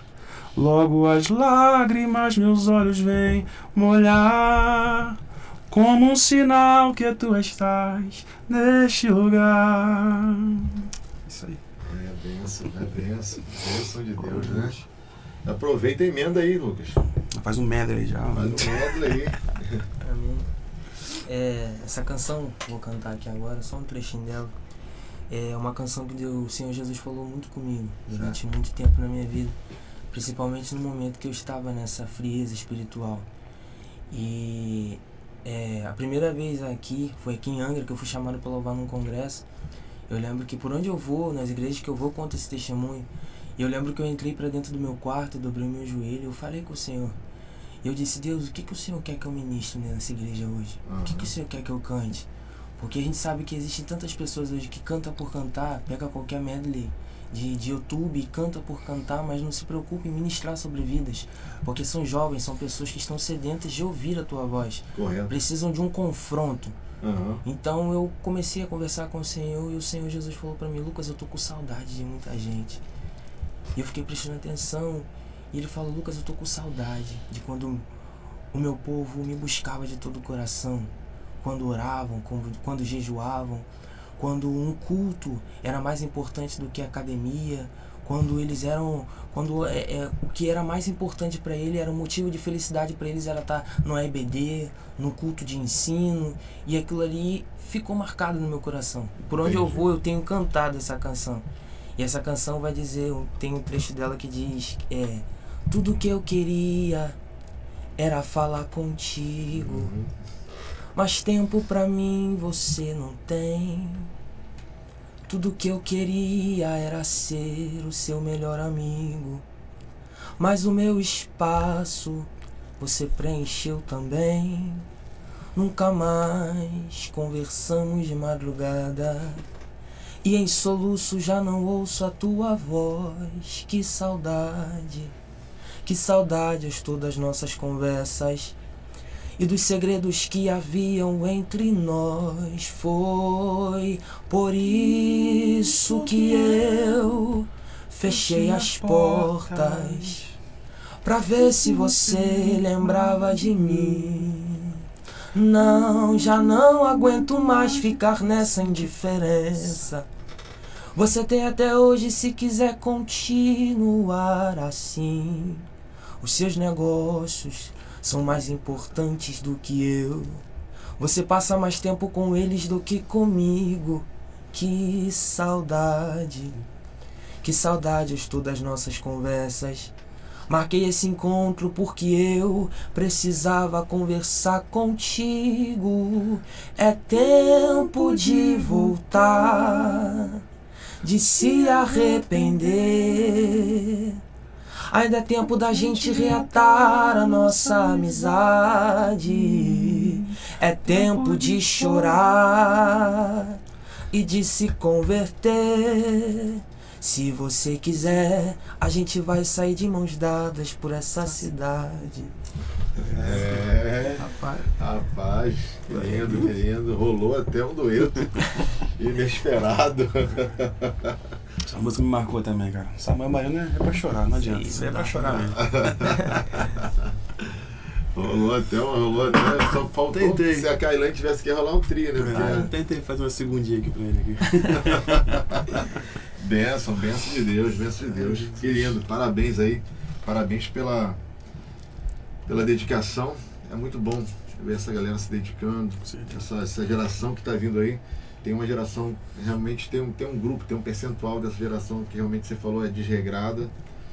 É uma geração que está se preocupando só com técnica, mas eu louvo a Deus pela outra parte dessa geração, que eu vejo com a geração de Samuel. A geração de Samuel levantou em um período em que a glória de Deus já não se manifestava mais no templo. Icabô se manifestou. Samuel vai crescendo no meio do Icabô, onde ele via filhos de sacerdotes se prostituindo, e ele vai se transformar nos maiores profetas da Bíblia Sagrada. O meio não conseguiu moldar ele da forma que ele estava, né? O meio em si corrompido não corrompeu a vida espiritual de Samuel. Samuel conseguiu ser um diferencial, conseguiu ser um remanescente, conseguiu ser uma luz no meio das trevas. Então é muito bacana, porque eu sei que hoje essa geração está cercada por trevas. São muitas oportunidades, portas que não são portas do reino se abrindo. O Satanás tem aberto muitas portas para essa geração entrar, se divertir, se prostituir, cair, se lambuzar, se sujar. É muita oferta de você estar junto com os porcos na lama, né? Longe da casa do Pai. Mas eu louvo a Deus porque ainda tem uma geração que está dizendo assim, o meio pode estar tentando me fazer igual a eles, mas eu vou ser diferente. Glória a Deus. Eu vou manter o meu posicionamento, a minha adoração.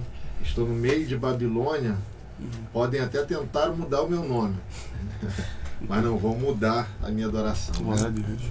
Isso aí. Tem muita gente indo com a maioria, né? Mas graças a Deus por essa geração, esse grupo está se levantando, que podem lançar na fornalha, mas vocês vão continuar sendo diferentes. Isso que é importante, ser diferente, né? Essa é a palavra. Deus seja louvado. Tem uma pergunta aqui para essa galera agora, para essa galera abençoada que está aqui, né, que chegou, é sobre política, né?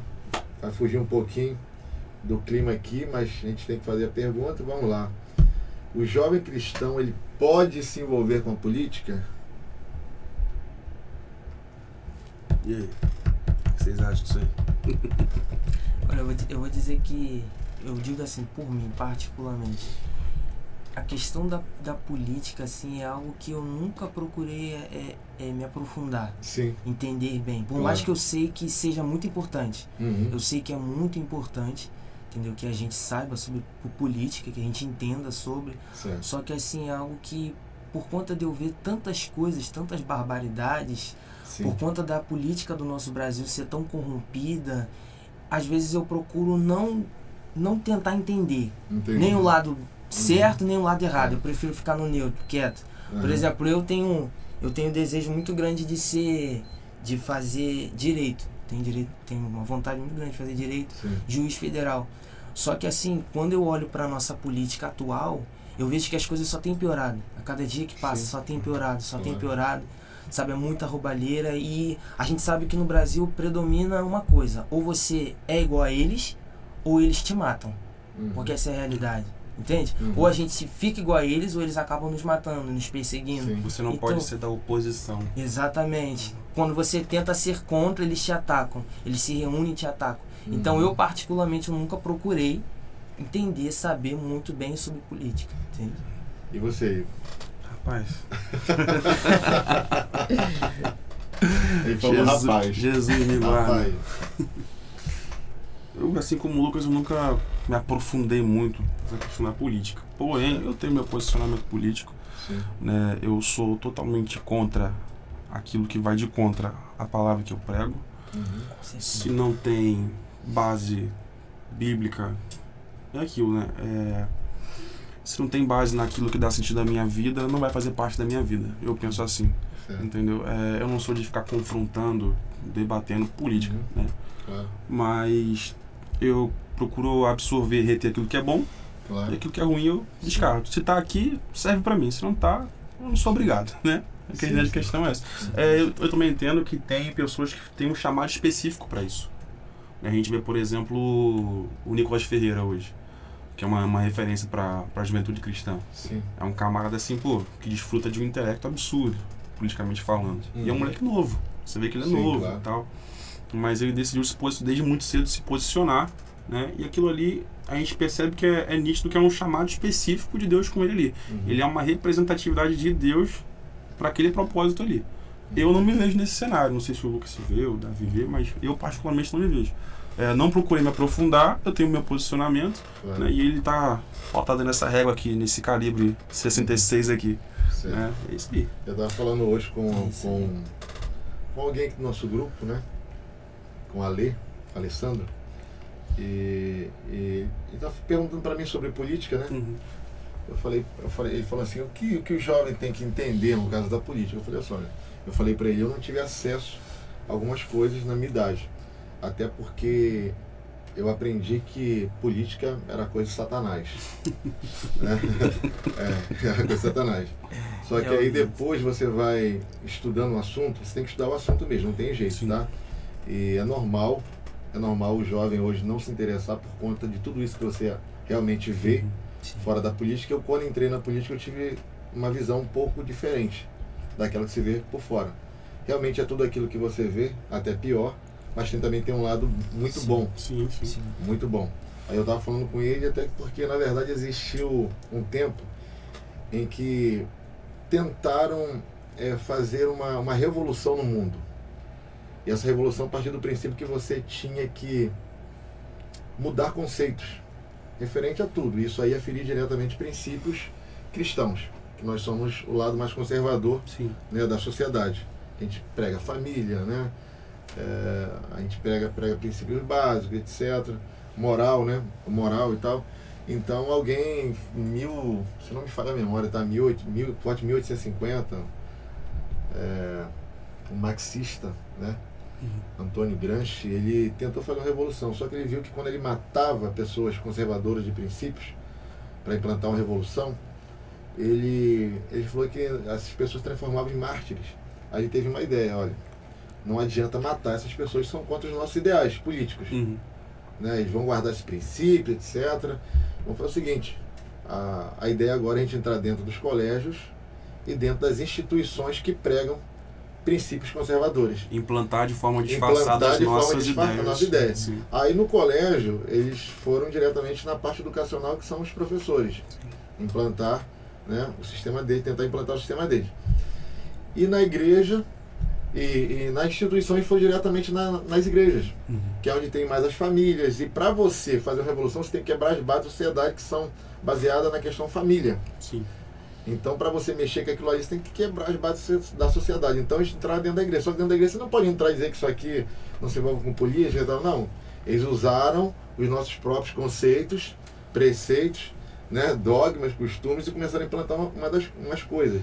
E uma das coisas que entrou no nosso segmento e que casou, e que deu certo, né, que deu certo para eles, foi eles se passarem por cristãos e dizer que a política é coisa de Satanás. Né, coisa de Deus. E a gente acabou absorvendo aquilo ali e tomando como via de prática, né? De não querer saber de política, se envolver com política, e a ponto de dizer que política e religião não se misturam. Que aí, na verdade, não tem base bíblica para isso. Porque a religião sempre se misturou com a política. Uma prova disso é que no céu existe a política. Porque a política é uma organização. Né? toda a sociedade tem que ter uma organização. As pessoas que geralmente atacam a política não sabem nem o que significa Então, política. isso aí, no céu existe o quê? A monarquia. Quando Deus implantou a política na terra, porque ele falou assim, ó, crescer, multiplicar e governar. Governo. Ele implantou o governo. Ele não pegou alguém que era de Satanás e falou assim, vai lá, meu filho, de Lúcifer, vai lá governar a terra. Não falou isso não, filho. No mundo jaz o maligno, mas quando o povo pediu um rei, ele falou assim, ó, não é minha vontade, porque existia a teocracia. Deus estava no céu, sacerdotes na terra, levava a mensagem do povo e o profeta trazia a mensagem dele para o povo e existia uma teocracia. Um governo teocrático. Teocrático. Mas o povo começou a pedir monarquia também. Eu quero aquilo ter no céu, mas porque estava vendo as nações vizinhas. Exatamente. Aí pediram homem. Aí Deus permitiu Saul. Aí você tem uma ideia que quando permitiu Saul, a coisa desandou. A política aí você desandou. percebe que nem sempre a voz do povo é a voz de Deus. Nem sempre a voz de Deus. Presta atenção, hein? Olha isso aí. Pode. Mas vamos lá. Deus falou o quê? Tirou Saul, né? E falou para Samuel, vai lá ungir alguém para governar segundo o meu coração. A vontade de Deus é que pessoas segundo o coração dele governem. Agora, vai dizer que o crente não vai errar? Não vai errar, vai se corromper, vai sim. Mas graças a Deus que no país nós temos uma bancada de 280 deputados evangélicos. Graças a Deus. Agora, só que aí tem um problema, isso que eu estava falando com esse nosso amigo, o assunto era esse, porque... Aonde nascem os políticos no Brasil? Porque a gente fala muito da direita, esquerda, Bolsonaro, Lula agora está em evidência, né? Deputado que votou contra ele, deputado que votou contra aquele, senador, etc. Mas aonde nascem os políticos? O berço da política nacional são os municípios. Então, aquele governador, aquele deputado, aquele senador nasceu no município. Nasceu numa Angra dos Reis, nasceu numa cidade vizinha, Paraty, Rio Claro, nasceu aqui. Ele nasceu ali, quem sabe, ali como um líder comunitário, passou a ser um vereador, prefeito, governador, deputado, e quem sabe ele chegou. E quem sabe quem está lá não. Pastor, mas eu estou votando, quem sabe, aqui num prefeito que nunca vai chegar a ser um deputado, ou num vereador que nunca vai chegar a ser um deputado. Só que a gente precisa entender que esse vereador é quem levanta voto na cidade para um deputado. E esse vereador vai levantar voto para um deputado que segue aqueles princípios que ele segue. Então, de repente, se você apoia um vereador, um prefeito que segue um princípio diferente do seu, amanhã ele vai apoiar um deputado, um governador, um presidente que é diferente do seu princípio. Então, eu falei, hoje, na nossa cidade, nós temos um polo universitário e eu não vejo jovens se manifestando. Eu tenho um filho de 19 anos. E ele vai ter que se mudar para outra cidade para estudar, eu vou ter que pagar estadia, passagem, para ele fazer uma faculdade fora. Entendeu? E por quê? Aí eu estava falando para ele, que, tem gente comparando a cidade de Angra dos Reis, mas tem cidade pior. Tem cidade pior que não tem a nossa arrecadação. Nós arrecadamos aproximadamente, chegamos aí quase a 3 bilhões. Volta Redonda, que é exemplo, em educação, saúde, empregabilidade, arrecada 1 bilhão e meio. Nós arrecadamos o dobro. O problema não é a renda, né? O problema não é a renda, é a forma que é empregada. Isso aí parte da política. E aí é um problema. Por quê? Quanto mais o povo ser desinformado, mais errado ele vota.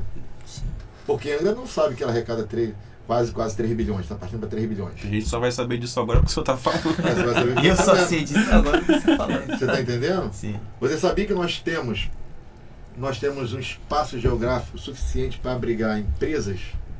E nós temos um campo fiscal hostil a ponto de repelir a empresa, não deixar entrar. Entendeu? Não deixar entrar. Repelimos a empresa.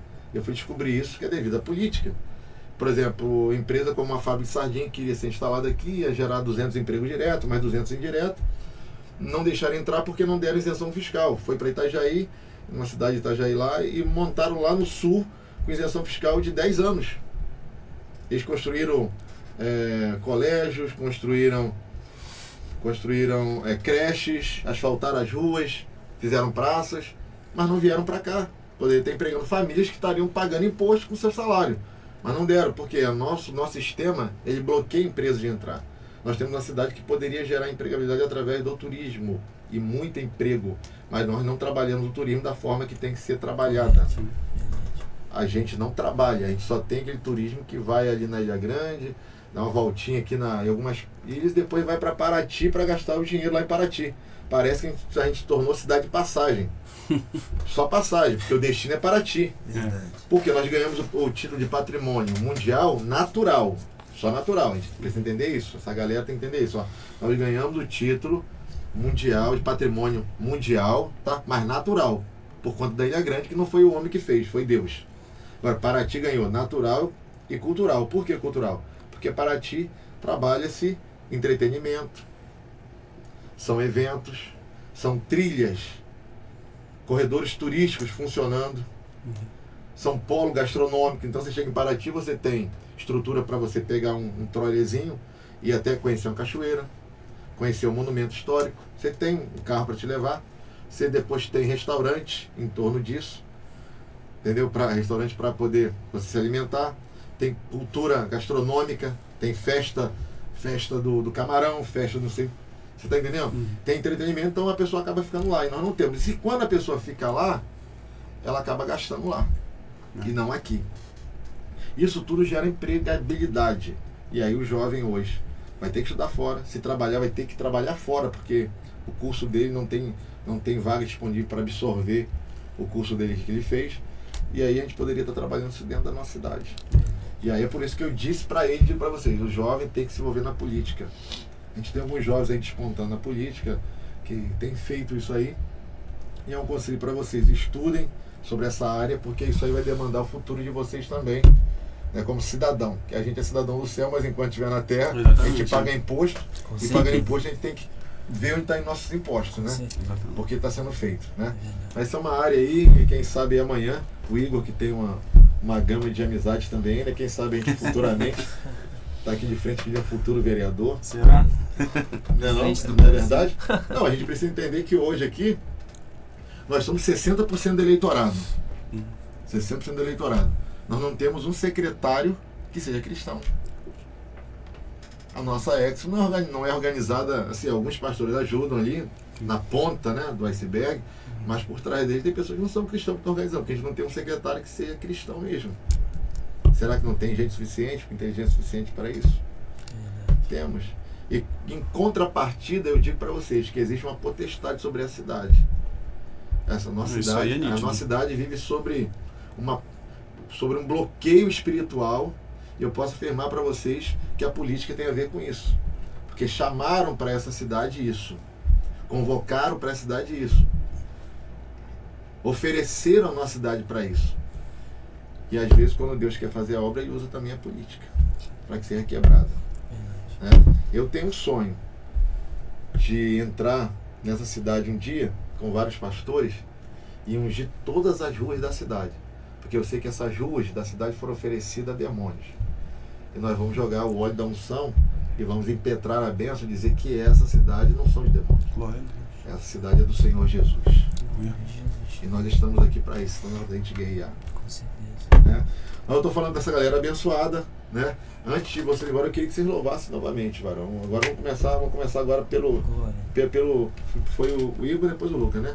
Agora vai o Lucas, agora manda mais um hino aí pra gente aí, que eu sei que o povo de casa tá ansioso, entendeu?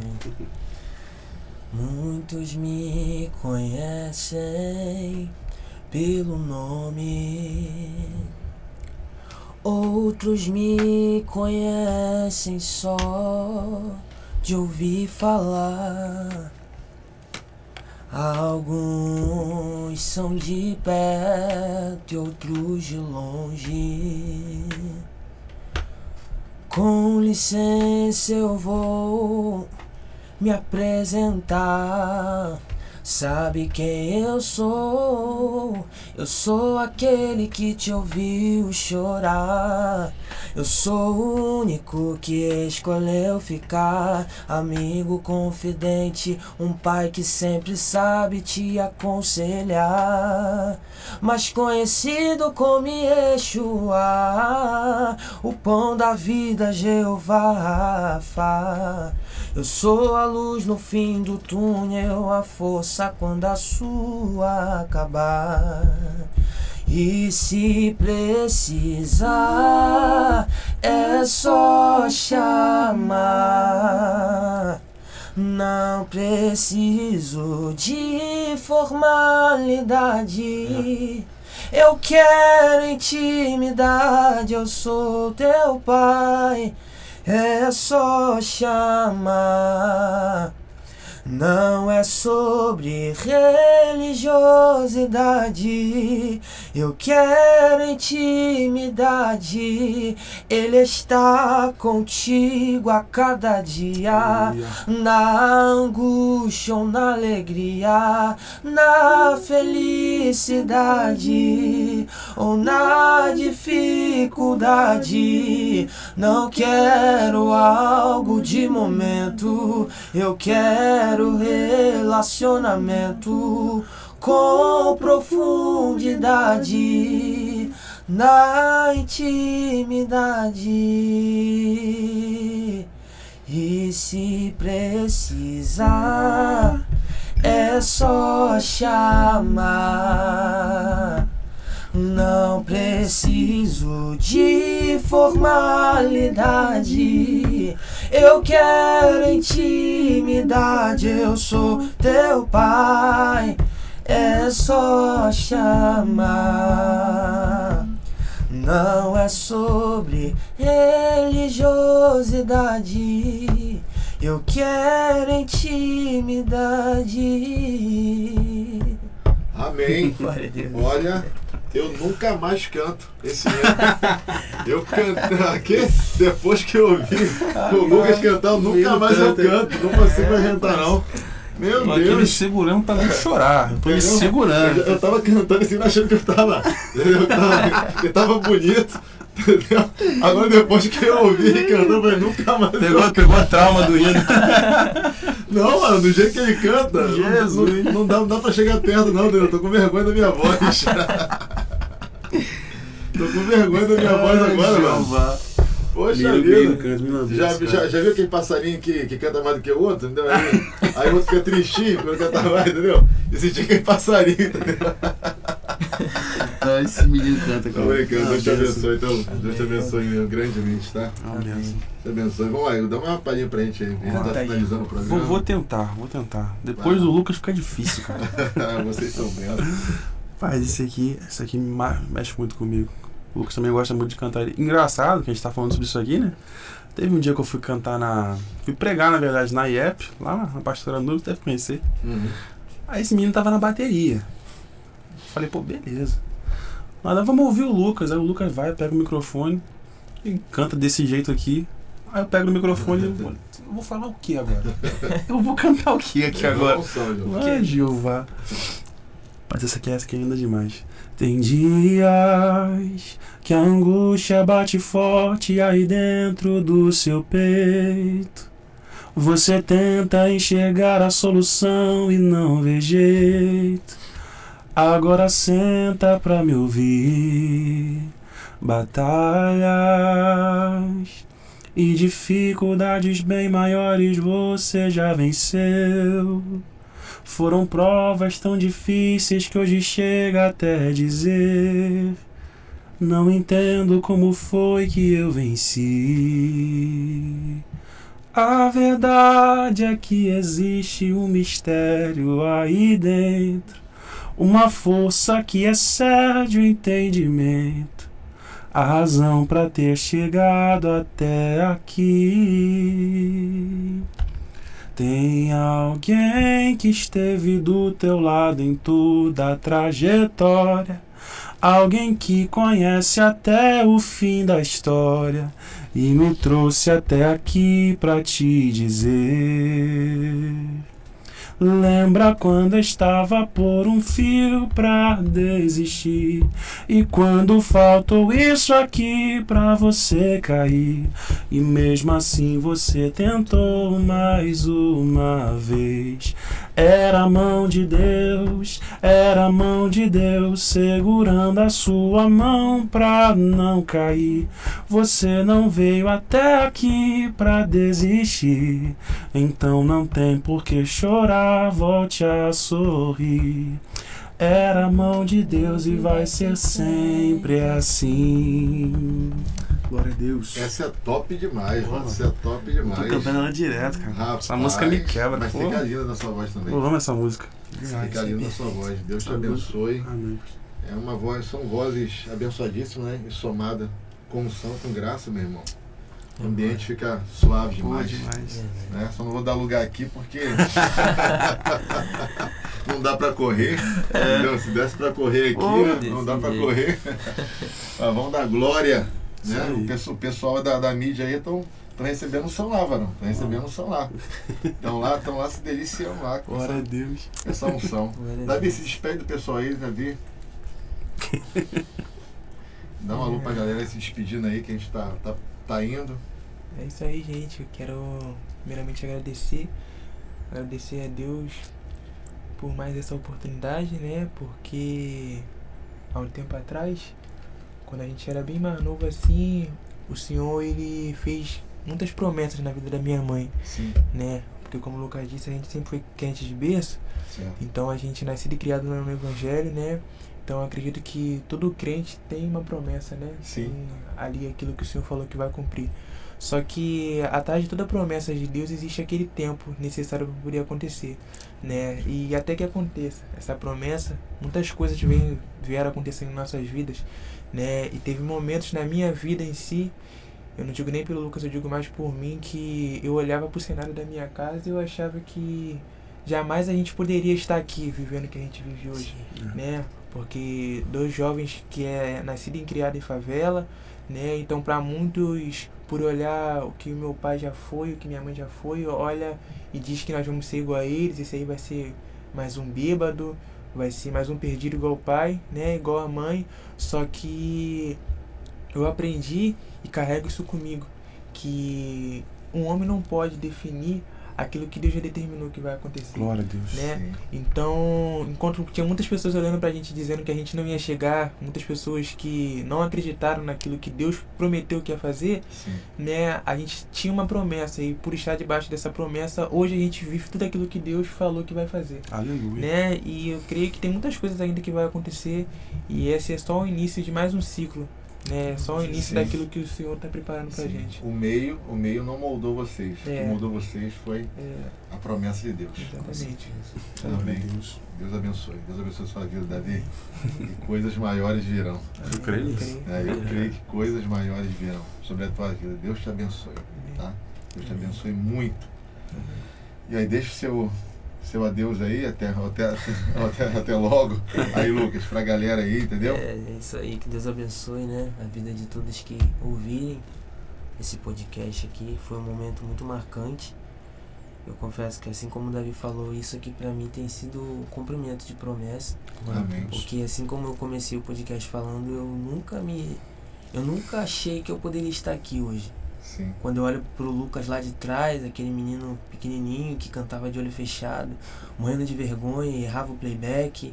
E quando eu terminava de cantar o playback, eu ficava apavorado e falava, não vou cantar mais, não canto mais, a partir de hoje chega, sabe? Mas é aquela coisa, eu nem tinha noção do que Deus tinha preparado pra mim. Sim. E eu tenho certeza que tem algo ainda mais grande, maior ainda para as nossas vidas, Com né? certeza. Com certeza. Então, assim, eu agradeço a Deus pela oportunidade de estar aqui.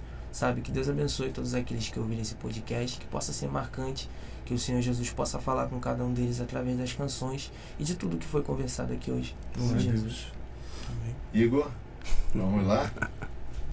Gente, que Deus abençoe vocês, tá? Não só vocês, mas nós que estamos aqui. Eu tava conversando com o Lucas antes da gente vir pra cá, no decorrer da semana, que a gente queria não só fazer um bate-papo, mas fazer desse momento um culto. Né? Eu tenho certeza que o que foi cantado, o que foi falado aqui subiu como cheiro suave nas narinas do Senhor, né? E deixar para a meditação de vocês Salmo 23. O Senhor é meu pastor e nada me faltará. A gente tem a compreensão desse versículo de que se o Senhor é meu pastor, nada vai me faltar. E esse nada abrange tanto coisas materiais como espirituais. Mas eu conheço pessoas que servem a Deus e têm falta de algumas coisas. Mas quando você vai olhar para o sentido original do texto, a expressão é a seguinte: o Senhor é meu pastor e de nada eu tenho falta. Ou seja, eu não tenho tudo o que eu quero, mas eu sou grato por tudo que tenho. E eu tenho um pastor. E esse pastor me completa tanto que por mais que eu não tenha tudo aquilo que eu quero, eu não tenho falta de nada, porque esse pastor me completa. Amém. Que vocês encontrem contentamento em Cristo e que tudo que foi pregado, cantado, falado aqui, né, vai em direção do coração de vocês, tá bom? E é isso. Deus abençoe vocês. Amém, pastor. E eu tenho certeza que vocês vão muito mais além. Amém. Eu tenho certeza que a obra do Senhor na vida de vocês é muito grande. Até porque aquilo que vocês carregam hoje é maior do que vocês. Com certeza. E o que eu achei mais interessante é que vocês fazem questão de deixar bem claro que vocês entendem que Deus é maior na vida de vocês. Glória a Deus. Que a unção que Ele colocou em vocês é maior do que vocês mesmos. É tudo a graça. Então, Deus abençoe a vida de vocês. Amém. Continue deixando Deus usar vocês como sempre. Mantenha sempre essa humildade, que é o princípio de tudo. Com certeza. A gente entender que maior é Deus. Somos totalmente dependentes dele. E se ele tirar de nós aquilo que é dele, a gente se resume a quase nada. Ou a nada.